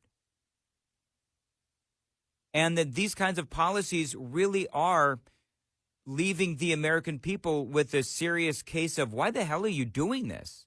What's the point? And I think that part of what's happened is, and you just heard James Carville going on about this, I think part of what's happened is there has been a rise of independent voices out there. And I think that's a big part of it too, is, yeah, we just had an election. But what led up to that election were free-spirited conversations, an open dialogue about DEI and about social credits or social scores and all of these other things that, quite frankly, the American people, once they found out about it and once they learned the entire scope of what DEI policies and social scores actually meant, they rejected it. So part of what happened, I believe, with DEI and a lot of these other, in the loss of social scores and all of these other things, I think part of what's happening is that the independent voices, the podcasters, they have all sort of risen up and said, why are we doing this? You know, it used to be the gatekeepers. The gatekeepers were MSNBC and CNN and the networks. And according to them, DEI is great. And they would tell you all the warm and fuzzy things that DEI stood for. But the reality is that once we started finding out a lot of the more, what's the right way to say this? Some of the details of what DEI entailed and these policies like funding drag queen story hour for second graders or, you know, funding some of these gay pride parades where there are abhorrent things going on during these gay pride parades, you know, right down to, you know, forcing employees to watch videos about how not to be a racist and about how not to be a sexist, which, you know, memo to corporate America, most Americans, 99% of Americans know how to behave in the workplace. And so all these videos do, in my opinion, is divide the workforce. And so now that the mainstream media and now that the networks are no longer the gatekeepers of narrative and they're no longer the gatekeepers of information, and you got people like Joe Rogan and Theo Vaughn and Robbie Starbuck and others that are conservative and they're asking the questions and they're uncovering the stories. And of course, talk radio is right in there as well. And so we've seen through open dialogue and honest communication how insidious these kinds of policies are. And so I think that that's one of the big reasons why Kamala Harris lost the election. I think that's one of the big reasons why Donald Trump won, because he was willing to engage in those conversations. Kamala Harris would not go on Joe Rogan because Donald Trump did. Was she afraid of the conversation about how insidious and destructive DEI policies are? Did she not want to talk about how destructive and insidious the soft on crime policies are? Because it all goes together, right? Doesn't it all go together? The DEI policies, the soft on crime policies, and, you know, all of those, the George Soros funded DAs, all of these things, they're all woven together within the Democrat Party and within their policies and their platform. And they were roundly rejected once people figured out what they were all about. Open border is another one. I mean, I could go on and on. So I think that for the American people, I don't think that this was, you know, just the election changed everything. No, I think it was what happened before the election, too, with all of the open and honest conversation that conservatives were having and that the Democrats and their operatives and the social media companies and the cable companies and the mainstream media and the networks were trying to silence. And the American people said, no more. And they voted for open and honest dialogue. They voted to cut DEI. They voted to cut that kind of crap, and they wanted honest dialogue and conversation. And that is obviously part of what Donald Trump is all about. 866-90-RED-EYE is the phone number. Dan Mandis for Gary and Eric. You can follow me on X at Dan Mandis Show. You can follow me also on Facebook, also at Dan Mandis Show. People always ask me, Dan, if you're in Nashville, which that's where that's where I am. I host a morning show in Nashville, Tennessee, on Super Talk 99.7 WTN, and so I'm in Nashville. The studios are in Dallas, and they always ask, how do you fly to Dallas to do the show and then make it back in time for your morning show, which starts, roughly 10 minutes after this show ends in Nashville? Well, I don't. It's all through, sort of high-powered phone lines and computer lines. But if you've ever been curious just about how all of that works, I posted a video on my Facebook page. I'll go ahead and post it on my Twitter as well, as to how all of that works. It's kind of radio nerdy, if you will. But if you've been curious as to how all of that takes place, check it out. It is on my Facebook and also my Twitter at Dan Mandis Show. 866-90 Red Eye will return next on Red Eye Radio. Lines open for your calls. 866-90 Red Eye on Red Eye Radio.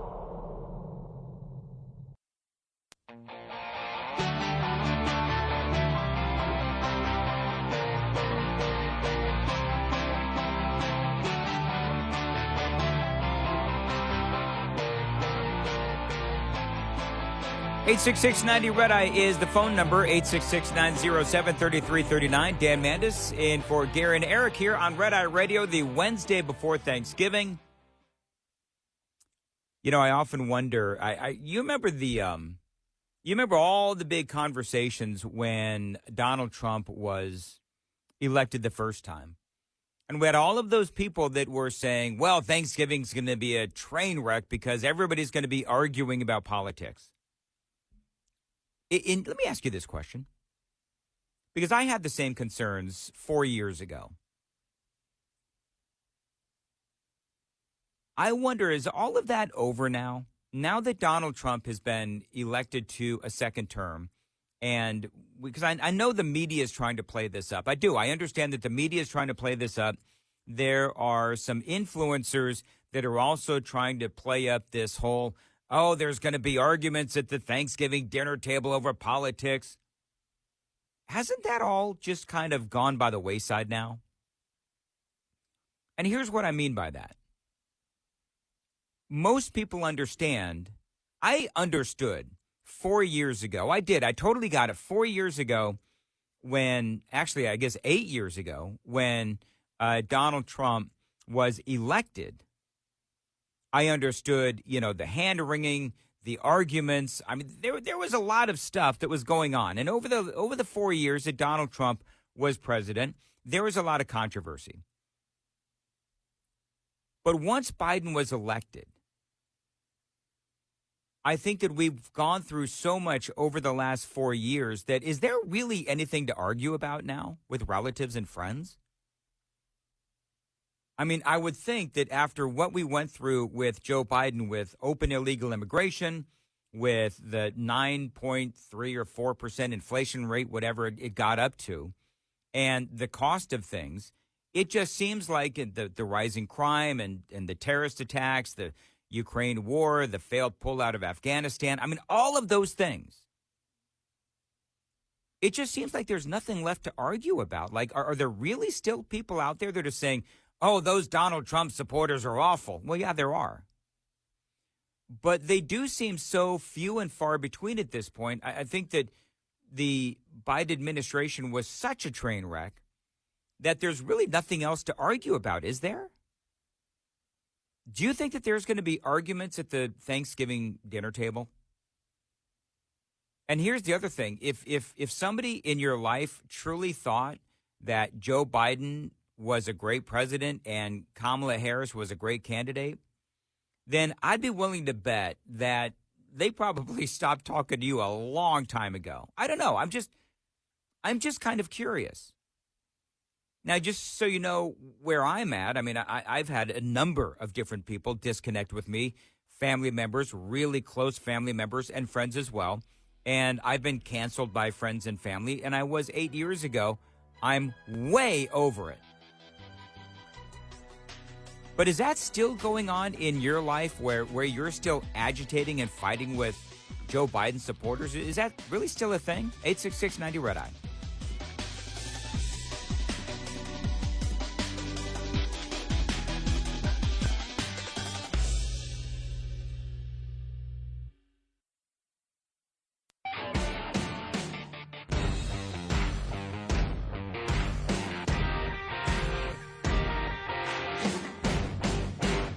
Happy Thanksgiving from all of us at Red Eye Radio.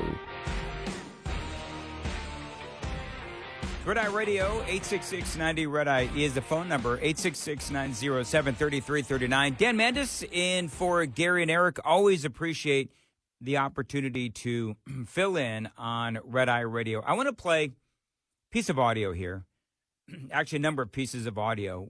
Of course, we know that there was an election on November 5th. And so now the big question is, how in the world is Donald Trump going to deport all of these illegal aliens? Now, obviously, he's going to start with the likes of MS-13 and Tren de Aragua. Last night on CBS, a breathless report of what is coming up within the Trump administration and what the plans are to protect our southern border. President-elect Trump is promising to oversee a dramatic and seismic shift in policy here at the U.S.-Mexico border. The incoming administration is pledging to reinstate policies like the Remain in Mexico program that requires migrants to await their asylum hearings on the other side of the border in Mexico and to have their cases adjudicated while they await their hearings outside of the U.S. They are also pledging to terminate several Biden administration programs lists that currently allow migrants to enter the country legally, including a smartphone app that allows people in Mexico to request asylum appointments at official border crossings through that application. Yeah, that's the CBP One app. And so a couple of things real quick. Number one is once you let people into the country, and that's why the Remain in Mexico policy was so important, because when Biden did away with Remain in Mexico, then basically it's catch and release. You let them into the country, and they don't show up for their immigration hearings, and that's the bottom line.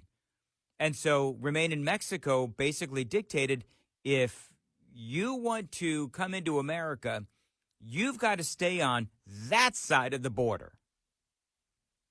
And I think that's something that for most of the people that watch the battle over illegal immigration and the battle over our southern border, that one policy, not letting people in until they were legally heard on the other side of the border, that's one of the biggest policy shifts that Joe Biden, when he became president, he got rid of Remain in Mexico, and we saw the horde of people coming into this country and then either not showing up for their hearings or they would end up, oh, yeah, here's a slip of paper. Show up in court 5-6 years from now.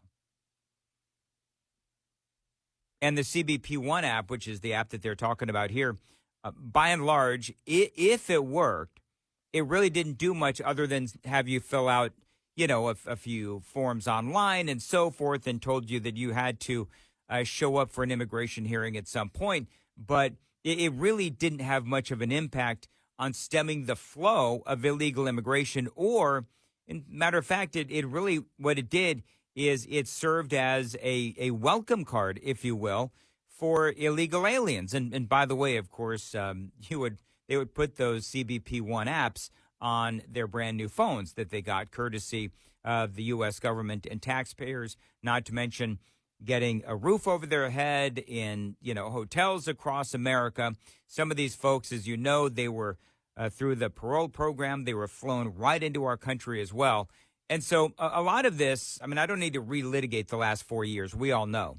So now the question is, all right, so Trump is going to come in, eliminate the CBP One app, and he's going to restart the Remain in Mexico policy. What else? And importantly, of course, the incoming administration led by Tom Homan as the border czar designated person is also promising to oversee the largest deportation operation in American history. And Homan told us that he will try to enlist the help of the Department of Defense for this massive operation, including by trying to use military planes to deport undocumented immigrants. People like Stephen Miller, the incoming Deputy Chief of Staff, have also said that the National Guard could be deputized in friendly states to arrest and deport unauthorized immigrants. And we are actually in front of the largest Texas military base here in Eagle Pass across the Rio Grande River. And it is very likely, Liz, that the Texas National Guard could help the incoming administration carry out this massive operation. All right, so National Guard. And so here's what's going to be interesting. And we talked a little bit about this earlier, is that you have some of these governors and some of these folks in Democrat-run states and mayors and so forth, and they're saying that they're not going to cooperate with this massive deportation effort. So I think what's going to happen, it's going to be very interesting, as a matter of fact, is, okay, California and Gavin Newsom, if you want to Trump-proof your state, which is what he's talking about doing, if you want to do that, you go right on ahead. I live in the state of Tennessee, and a lot of you folks live in conservative states, and so if they want to make themselves a magnet, a target, if you will, for millions of illegal aliens gravitating towards those, air quoting here, Trump-proofed states, well, then you go right on ahead. I mean, California's, man, bless your heart. I totally get it. You know, you conservative Californians out there, but your governor and your state legislature, which is terribly Democrat, if you want all of these illegal aliens to come to your Trump-approved state, then you go right on ahead. Millions of illegal aliens going to these states, whether it is the state of California, the state of, I don't know, whatever, Colorado. Was Colorado one? I think Colorado was one as well. Certainly Massachusetts was one. And so if you want hordes of illegal aliens coming to, your state, well, then you continue on with voting Democrats into office. You know, it's funny, you hear all of these people that are complaining about illegal immigration. You know, I was speaking earlier about and I don't mean to kick people when they're down, but, you know, in Chicago, on the south side of Chicago, there was a story last year where they were really angry with the alderman and the governor and the mayor and all of these people in Illinois because they allowed all of these illegal aliens in because, well, guess what? It's a sanctuary state or it's a sanctuary city, you know, Chicago or Illinois. And so, you know, my comment back then and my comment remains, okay, well, wait a minute. Why are you getting mad at the progressives that you voted into office for doing progressive things? Why are you doing that? I mean, if you voted for Democrats up and down the ticket, well, then this is on you. And if you're a conservative and you are stuck in a situation where you have to stay in a particular community, well, I feel bad for you. I really do. Again, if you're a conservative and you're in that kind of a situation. But I love that, you know, the American people are finally obviously sitting up and taking notice. This was in a House hearing, and this was I'm not entirely certain when this was, but these videos show up on my timeline, and they're talking about this is a hearing, and there's somebody there from the Homeland Security, and they're talking about the billions of dollars that we give to these non-governmental entities, these NGOs, non-governmental organizations. And what they do is they transport illegal aliens into our country, and they help facilitate these non-government organizations. They help facilitate illegal aliens coming into our country.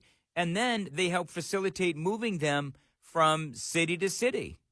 And people saw this video, and they lose their ever-loving minds because not only are we letting these folks into our country, but we're also spending millions and billions of dollars to facilitate all of this. I spoke to a gentleman that works in DHS. He actually sends the electronic fund transfers, and I asked him, sir, tell me who do you send, who are you responsible for, and how much is the largest check you cut? He said, I'm over Jewish Family Services, and I cut a check for $600 million. And I said, is that for like 3 years? And he told me, JJ, get in the game. That's 2 or 3 months. And it's renewable. Wow. That's one NGO. And I said, well, Catholic Charities is bigger than Jewish Family Services. Yes, they get the same or more. You're talking about billions upon billions of dollars given to NGOs to further the trafficking of all of everyone crossing the border, to include children. All right, so that is our taxpayer dollars going to these NGOs. And so a lot of people are that video is continuing to go viral this evening because people are tagging Vivek Ramaswamy and Elon Musk, and they're saying, okay, billions of dollars going to these NGOs to facilitate illegal immigration and allowing criminals into our country and transporting them from city to city. So DOGE, the Department of Government Deficiency, which Elon Musk and Vivek Ramaswamy, obviously, as you know, they are in charge of this thing. And the American people are saying that's the kind of thing that we need to eliminate. People seem to love Tom Homan. I love Tom Homan. I think that he's great. He was on Sean Hannity the other night. The Denver mayor, a guy by the name of Michael Johnston, you folks in Colorado know this guy, and he is now saying that he will go to jail. He will go to jail fighting Donald Trump and this mass deportation effort of the Trump administration. This is Tom Homan on Sean Hannity's show on Fox News. I love this. Tom, you heard this mayor out there in Colorado. I want to get your reaction to it, and I want you to be clear about who has jurisdiction, the federal government or state and local governments. And if you're a sanctuary state or city, are you breaking the law? You're absolutely breaking the law. All you have to do is look at Arizona versus U.S. You'll see these breaking the law. But look, me and the Denver mayor, we agree on one thing. He's willing to go to jail. I'm willing to put him in jail. I love that. I want to make sure you heard that because it's really my favorite line of the week, where he's talking about the Denver mayor. You're absolutely breaking the law. All you have to do is look at Arizona versus U.S. You'll see these breaking the law. But look, me and the Denver mayor, we agree on one thing. He's willing to go to jail. I'm willing to put him in jail. Because there's a statute. It's Title 8 United States Code 1324 III. And what it says is, it's a felony if you knowingly harbor and conceal illegal alien from immigration authorities. It's also a felony to impede a federal law enforcement officer. So if we don't want to help, that's fine. He can get the hell out of the way. But we're going to go do the job. President Trump has a mandate for American people. We got to secure this country. We got to save American lives. And I find it shocking that any mayor of a city would say, President Trump's been clear, we want to concentrate on public safety threats and national security threats. I find it hard to believe that any mayor or governor would say they don't want public safety threats removed from their neighborhoods. I mean, I don't know what the hell is going on in Denver, but we're going to go and we're going to fix it. If you don't want to fix it, if you don't want to protect his communities, President Trump and ICE will. There you go. Tom Homan, the incoming border czar. And again, I absolutely love what he's saying. And the insanity of the Denver mayor, again, Michael Johnston, where he is talking about not cooperating with Donald Trump and the deportation initiative, and also the fact that they have Tren de Aragua in Denver, in Aurora, Colorado, and he is saying that he will go to jail, battling Donald Trump to get the bad guys out. I share the dismay of Tom Homan. It's like, are you kidding me? This is Anthony calling from Pittsburgh on Red Eye Radio. Anthony, thanks for calling in, man. Go ahead. Yes, I don't know if the Democrats are stubborn or stupid, but a couple things. One, they're complaining about the military, and as I recall, when those migrants were in Martha's Vineyard, didn't they call out the National Guard to get them removed? You know, I think they did, Anthony. I believe that they did. The joke, of course. I don't know, Anthony, real quick. I don't know if you've heard the joke, but Trump should institute the Remain in Martha's Vineyard policy, where okay, libs, if you want them, you can have them. Send them all to Martha's Vineyard. They can have fun with them there. Excellent. And the other thing, people are complaining on social media that all our farm workers are going to go. Most of the illegals are in New York City and Chicago, and there's no farming going on in those cities. No, what they're doing, and I appreciate the call, what they're doing is they're saying, they're pearl clutching. Oh, who's going to work on the farms? There's plenty of people to work on the farms. The problem we have is that there's a lot of people in this country illegally who are committing crimes or who, simply put, are not doing anything to help the cause of America. All they're doing is sucking up resources and they're not contributing. Got a lot more straight ahead. Dan Mandis here on Red Eye Radio. Get in touch with Red Eye Radio, toll free at 866-90-RED-EYE.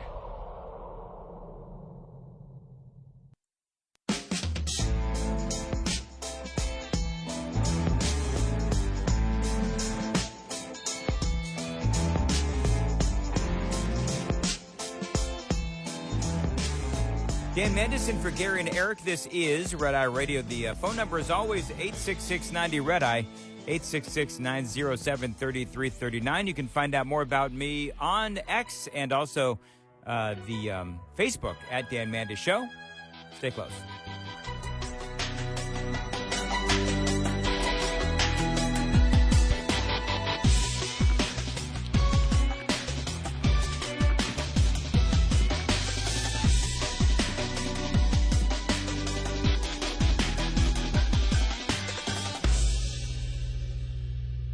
This is Red Eye Radio on Westwood One.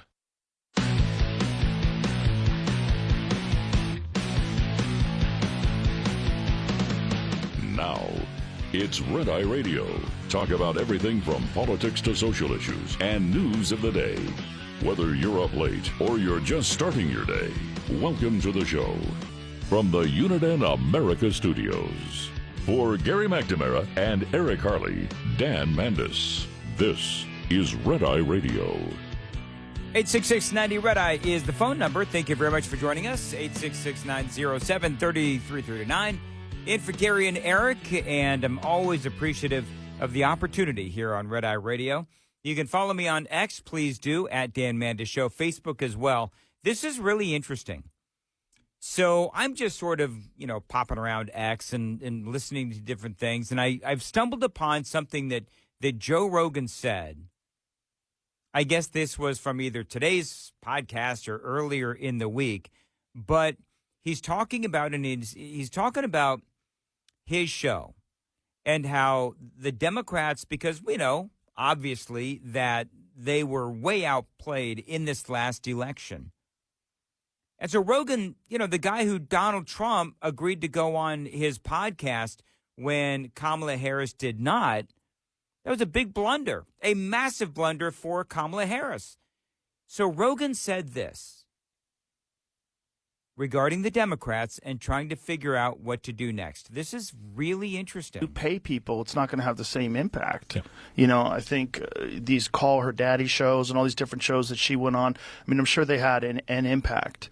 But I think that in the future, I'm sure they're scrambling to try to create their own version of this show. They are. That's been in the news, actually, that the Democrats are trying to figure out how they can create their own Joe Rogan. Remember way back when, friends, when the Democrats were trying to create their own Rush Limbaugh? Remember that? Way back. I've been in talk radio for decades, and I remember that.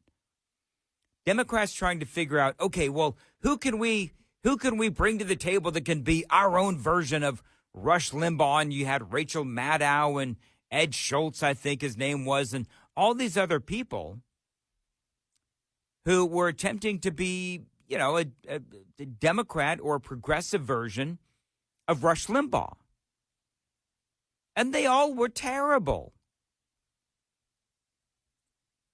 Because I got to tell you that the more that the Democrats look back on what happened in 2024 in this election on November 5th, it wasn't that Donald Trump went on Joe Rogan. It's that Kamala Harris did not. She was afraid to go on Joe Rogan's show. She was petulant enough, apparently, to say that if Trump goes on Joe Rogan, I'm not going to.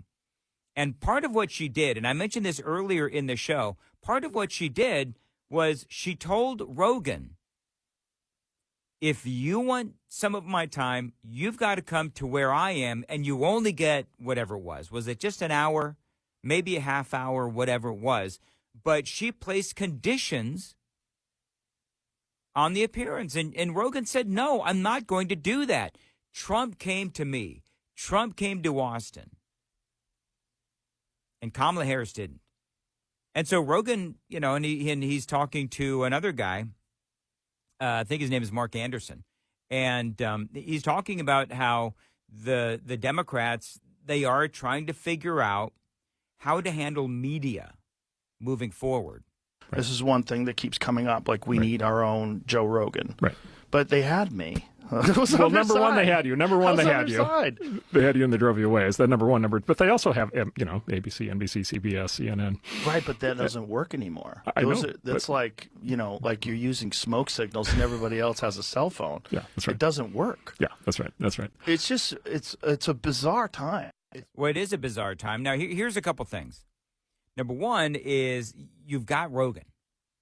And he is emblematic of a lot of people who are, I don't know, either independent or now conservative or Republican or a version of Republican or conservative. Because he says the Republicans had me, or I should say the Democrats. He says the Democrats had me and they lost me.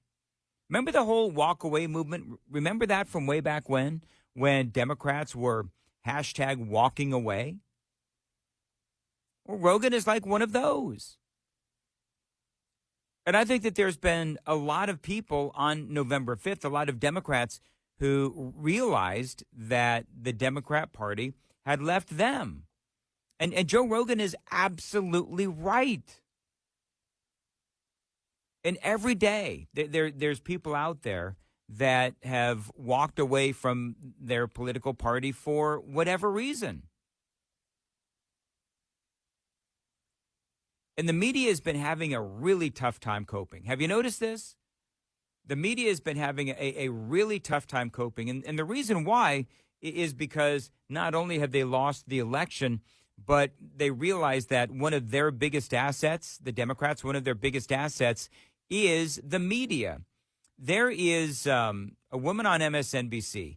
They're talking about, and of course in the news last night, you heard Gary and Eric talking about it, was Jack Smith is now wrapping up. He's dropping his case related to Donald Trump and election interference. Long time coming, should have happened a long time ago, but I don't want to go backwards. But this was on MSNBC where they were talking about how this would play politically. And it's important that you listen to what this person on MSNBC, of all places, has to say. How do you think this plays politically?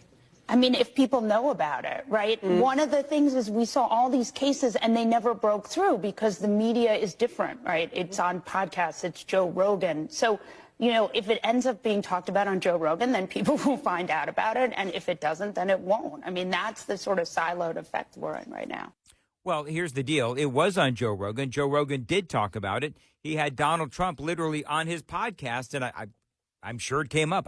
To be perfectly candid, I don't remember if it came up. But the point is that it has been discussed. It has been discussed on many different podcasts as well. The difference is that NBC sold MSNBC and a lot of the networks, they sold it as gospel. They reported it as absolutely Donald Trump interfered with the election, interfered with the transition of power. Automatically, Donald Trump was guilty. And that's how they reported it. When the reality is that it was, in my opinion, just another version of lawfare.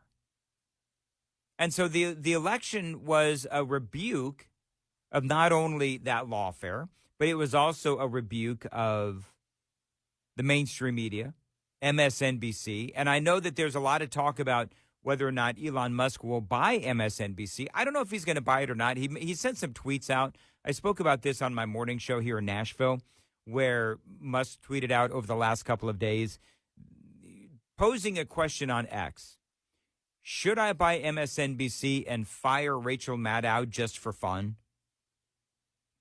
Now, I'm going to be honest, I didn't like the tweet because I don't like people making fun of firing other people. I think that I was a manager for decades. I was a radio station manager and a program director. Worst thing ever is firing people, even Rachel Maddow. But what I would also say is that Elon, and people say, well, no, he was kidding about buying MSNBC. I don't know if he was kidding or not. He likes to take polls. He likes to throw trial balloons out there to see what the reaction is. And the reaction, by the way, when he talked about buying MSNBC, people loved it. People loved the thought of him firing Rachel Maddow. Myself, I get more glee out of, possibly firing Joy Reid. I think she is America's village idiot, but whatever. But I think that Elon, it would be really smart for him to buy MSNBC. And he spoke about making it sort of an extension of what is on X. Made all the difference, would make all the difference in the world, perhaps. I mean, I think that would be really smart and also really intriguing. One of the other big stories is going on out there right now, and you can find this on my Twitter feed, my X feed, at Dan Manda Show. Kamala Harris has come out with a video. I don't know what they were thinking, man. I just got to tell you.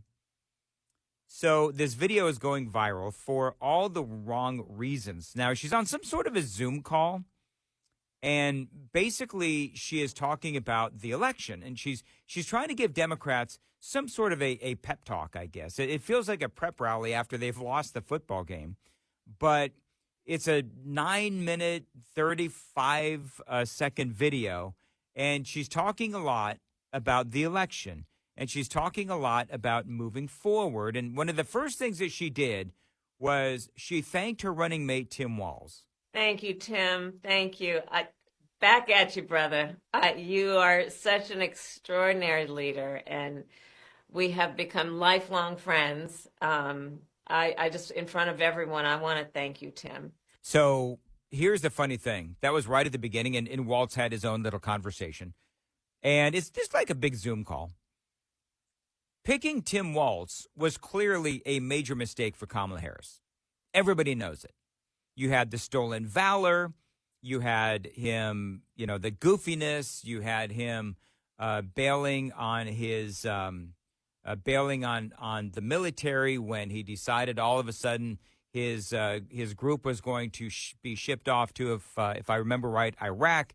And he said, nope, I'm gonna get out of the military business. See you later, guys. Remember that whole story?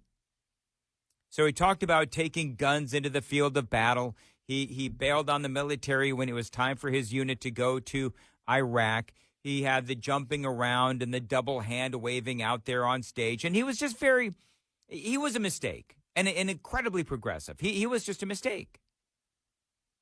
And so the fact that she is, number one, thanking him first when he is really emblematic of her poor judgment. I think that's what it is.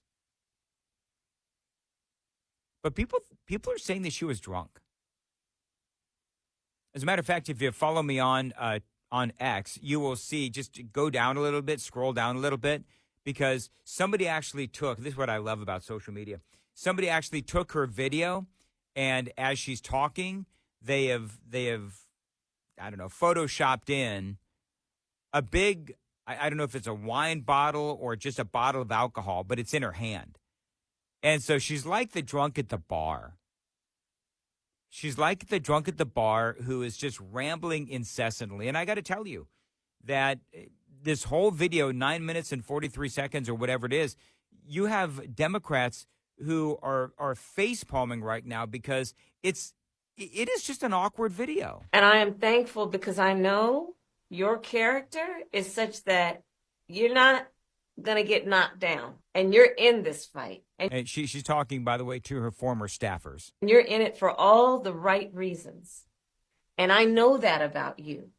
It's why you're part of this call right now and all the work that you did over those 107 days and even before. That's your nature. You know, it's interesting because she's talking to these staffers. And in the news today, there's a number of different stories regarding the Harris campaign. I'm not sure why all of a sudden it's out and these stories are being regurgitated again.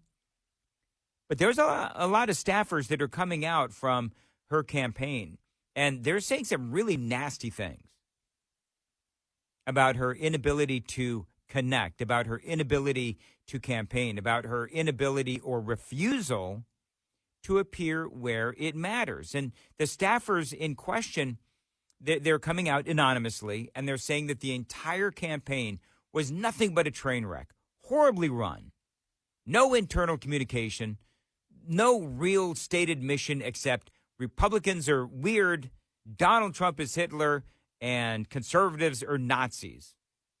Oh, and go buy some celebrities.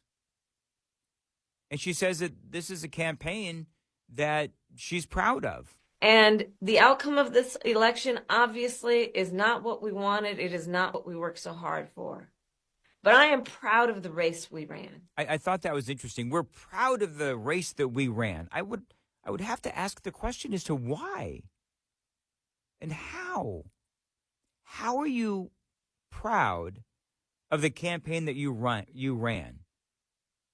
I mean, number one, you lost.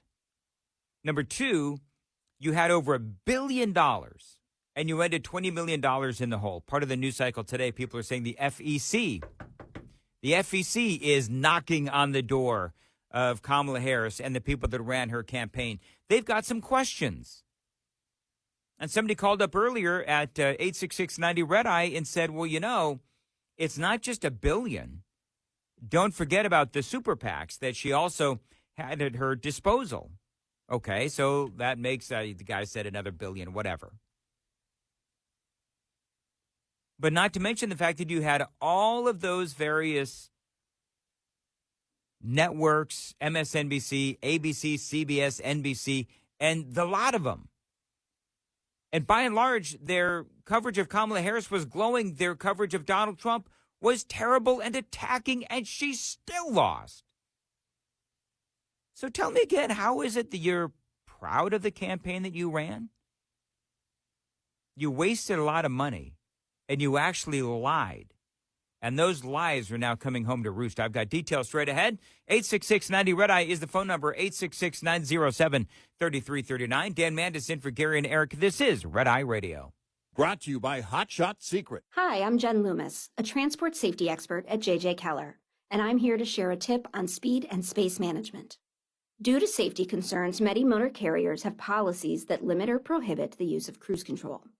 If your motor carrier does allow you to use cruise control, you should only use it in good driving conditions during daylight hours and on roads that have light traffic, few curves or hills, and a consistent speed limit.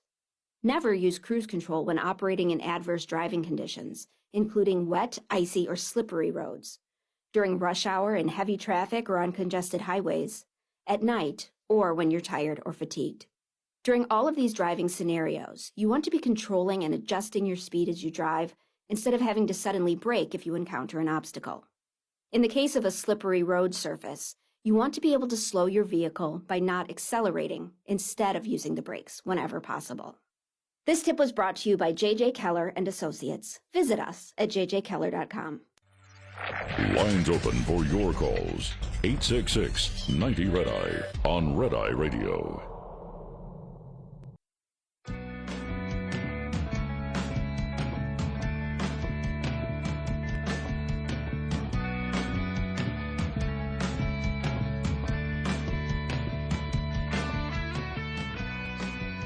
Red Eye Radio, 866-90-RED-EYE is the phone number, 866-907-3339. Dan Mandis in for Gary and Eric, and it's always a pleasure to be on Red Eye Radio. And people are asking if Kamala Harris is drunk. And I've been playing you audio from this, and you can find the entire video, 9 minutes plus, on my X feed at Dan Mandis Show. And to me, I don't know if she's drunk or not. Kamala Harris has always seemed rather loopy to me anyway. But some of the things that she says just are so incredibly lacking in self-awareness. And it's almost like she's breaking the internet. Because of your efforts, get this, we raised an historic $1.4 billion, almost $1.5 billion from grassroots supporters alone. The most in presidential campaign history.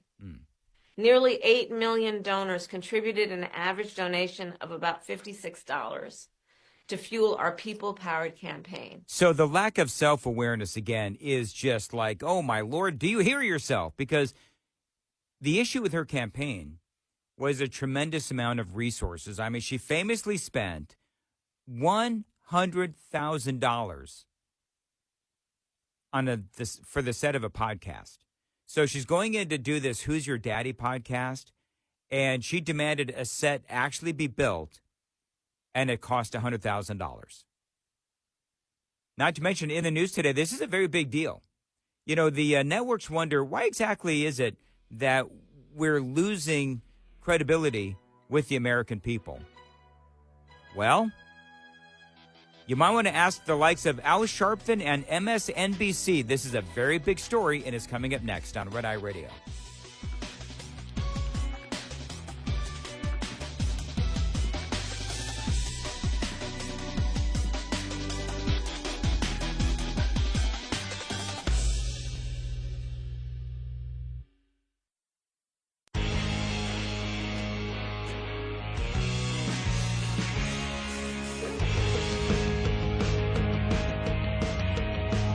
Red Eye Radio from the Uniden America Studios. Now, for Gary McNamara and Eric Harley, here is Dan Mandis. 866-90 Red Eye is the phone number, 866-907-3339. The front page of Fox News and Daily Mail and some other places openly asking the question with this video that Kamala Harris put out. Really, the Democrats put it out. And it's a video of Kamala Harris. It is a video where she's speaking to people who worked on her campaign. And it's kind of like a pep talk. She's trying to give these folks a pep talk because of the really horrendous loss that they suffered here a little bit ago, back on November 5th. And if you listen closely, she sounds like the drunk at the end of the bar that is trying to give you a pep talk in between shots.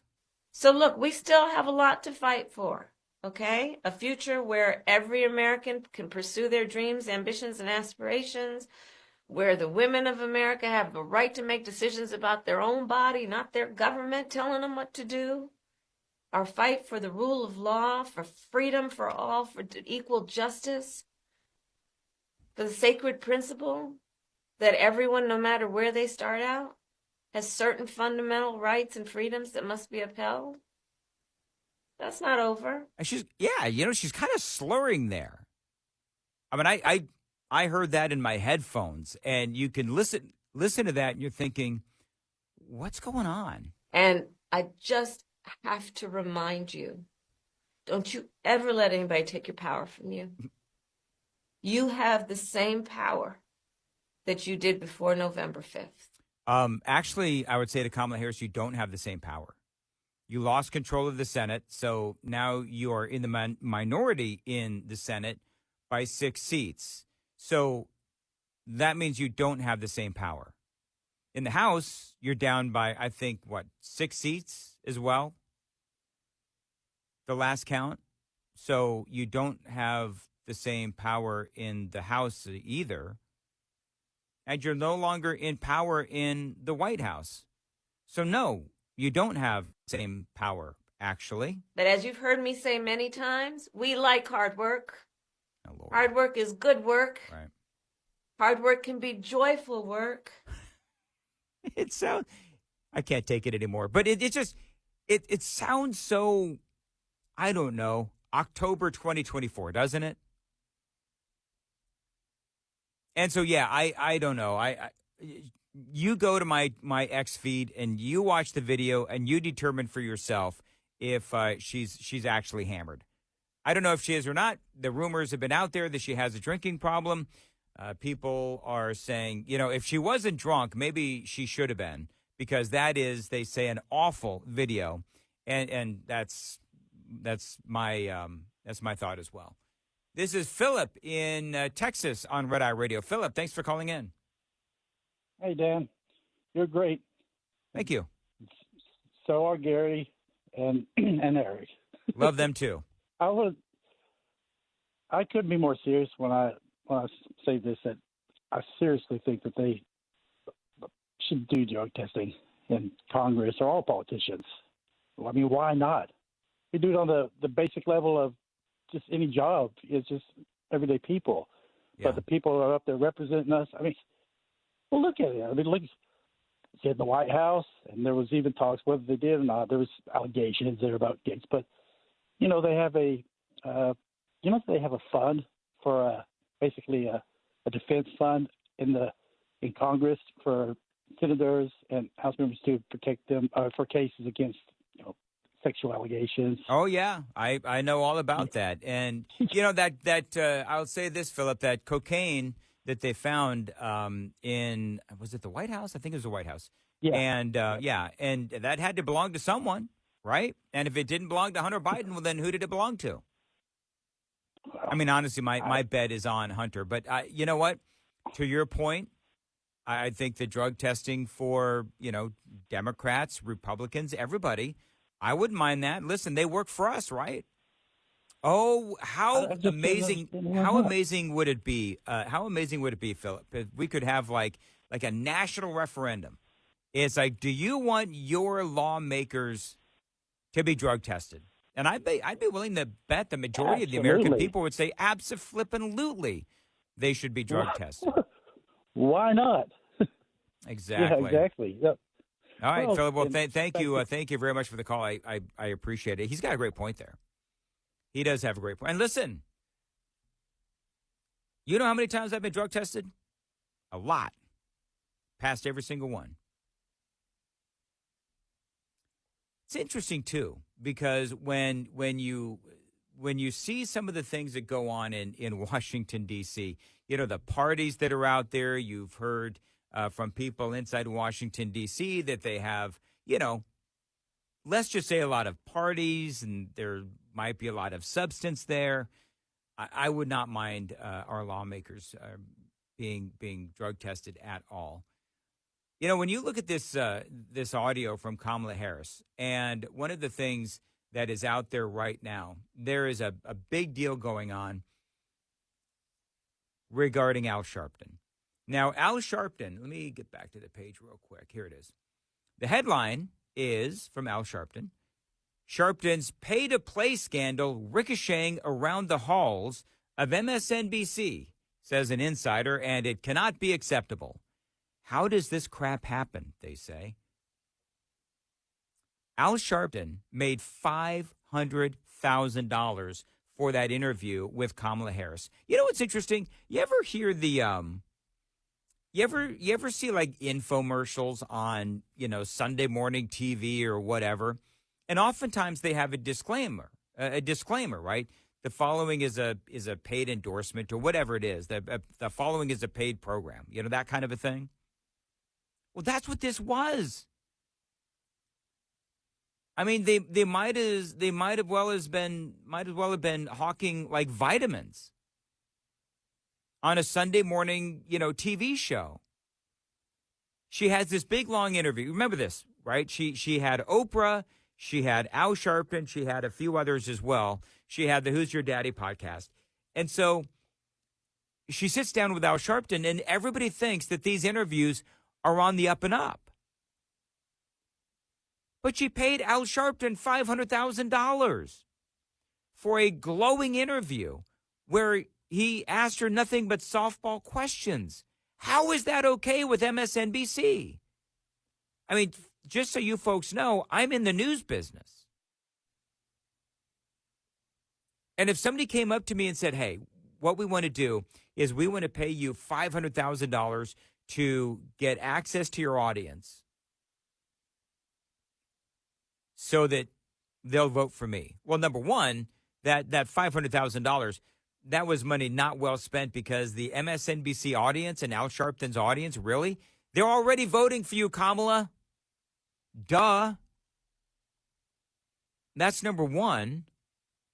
But number two, it's corrupt.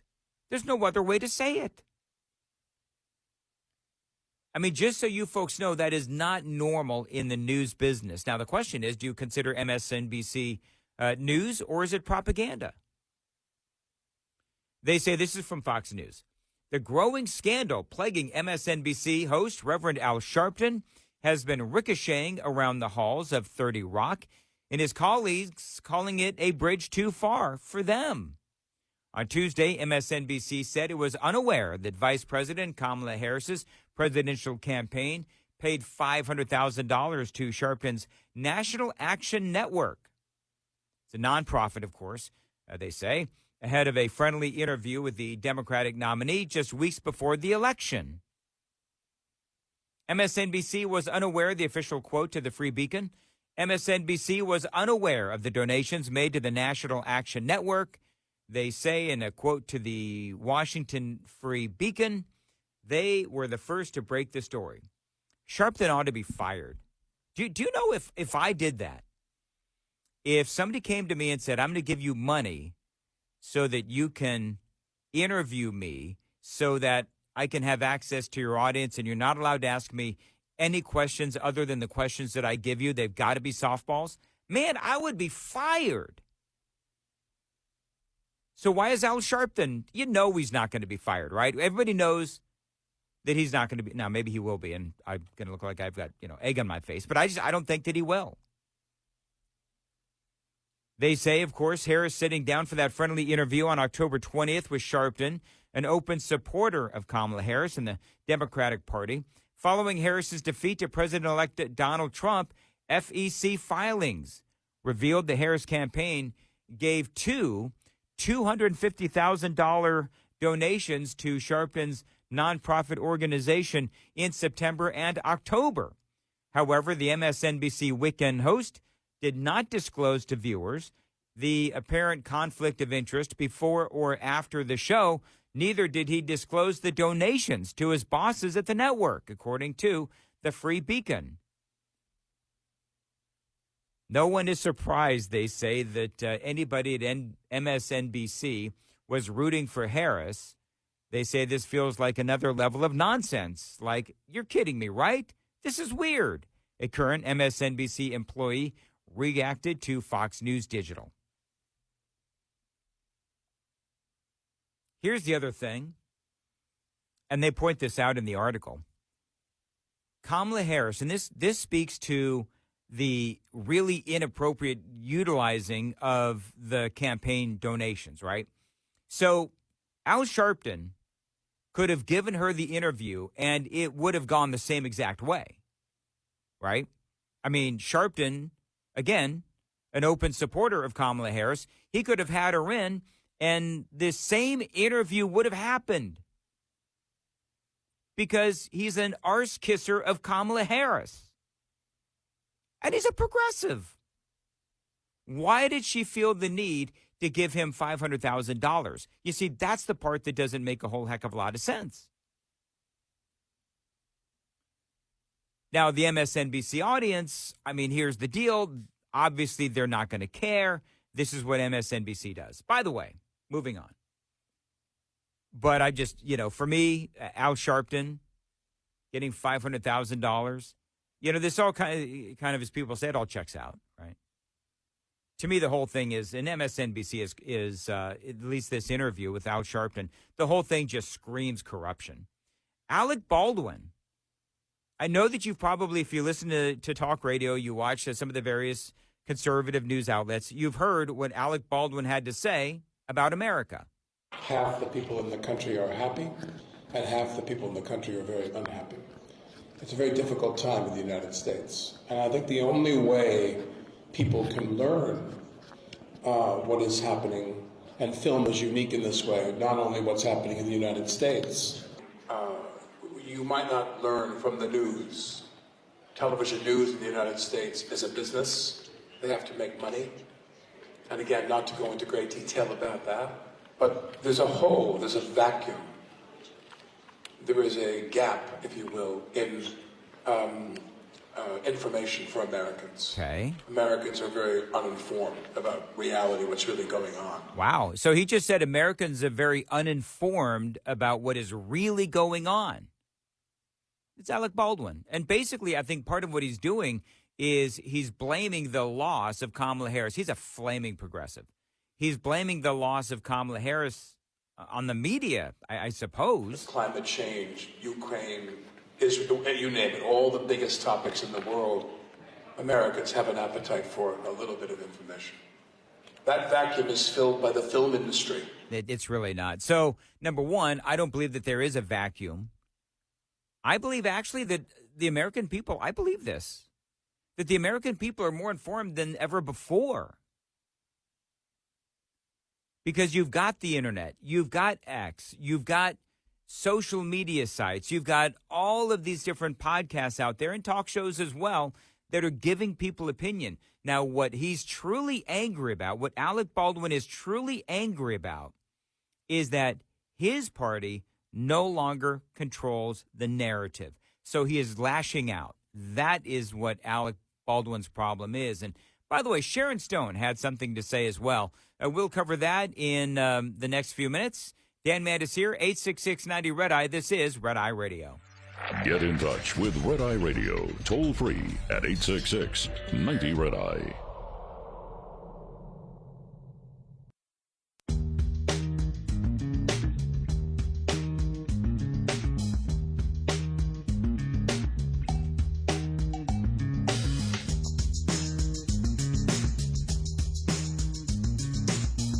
Eight 866-90-RED-EYE is the phone number, 866-907-3339. Dan Mandis in for Gary and Eric. You can always find out more about me on X at Dan Mandis Show. You can also find me on Facebook, also at Dan Mandis Show. So I'd heard a lot about what Sharon Stone had to say. She was at this same sort of holiday, I should say Hollywood event that Alec Baldwin was at. I am trying to untangle what exactly it is that Sharon Stone meant in her comment. I'm going to play that coming up next on Red Eye Radio.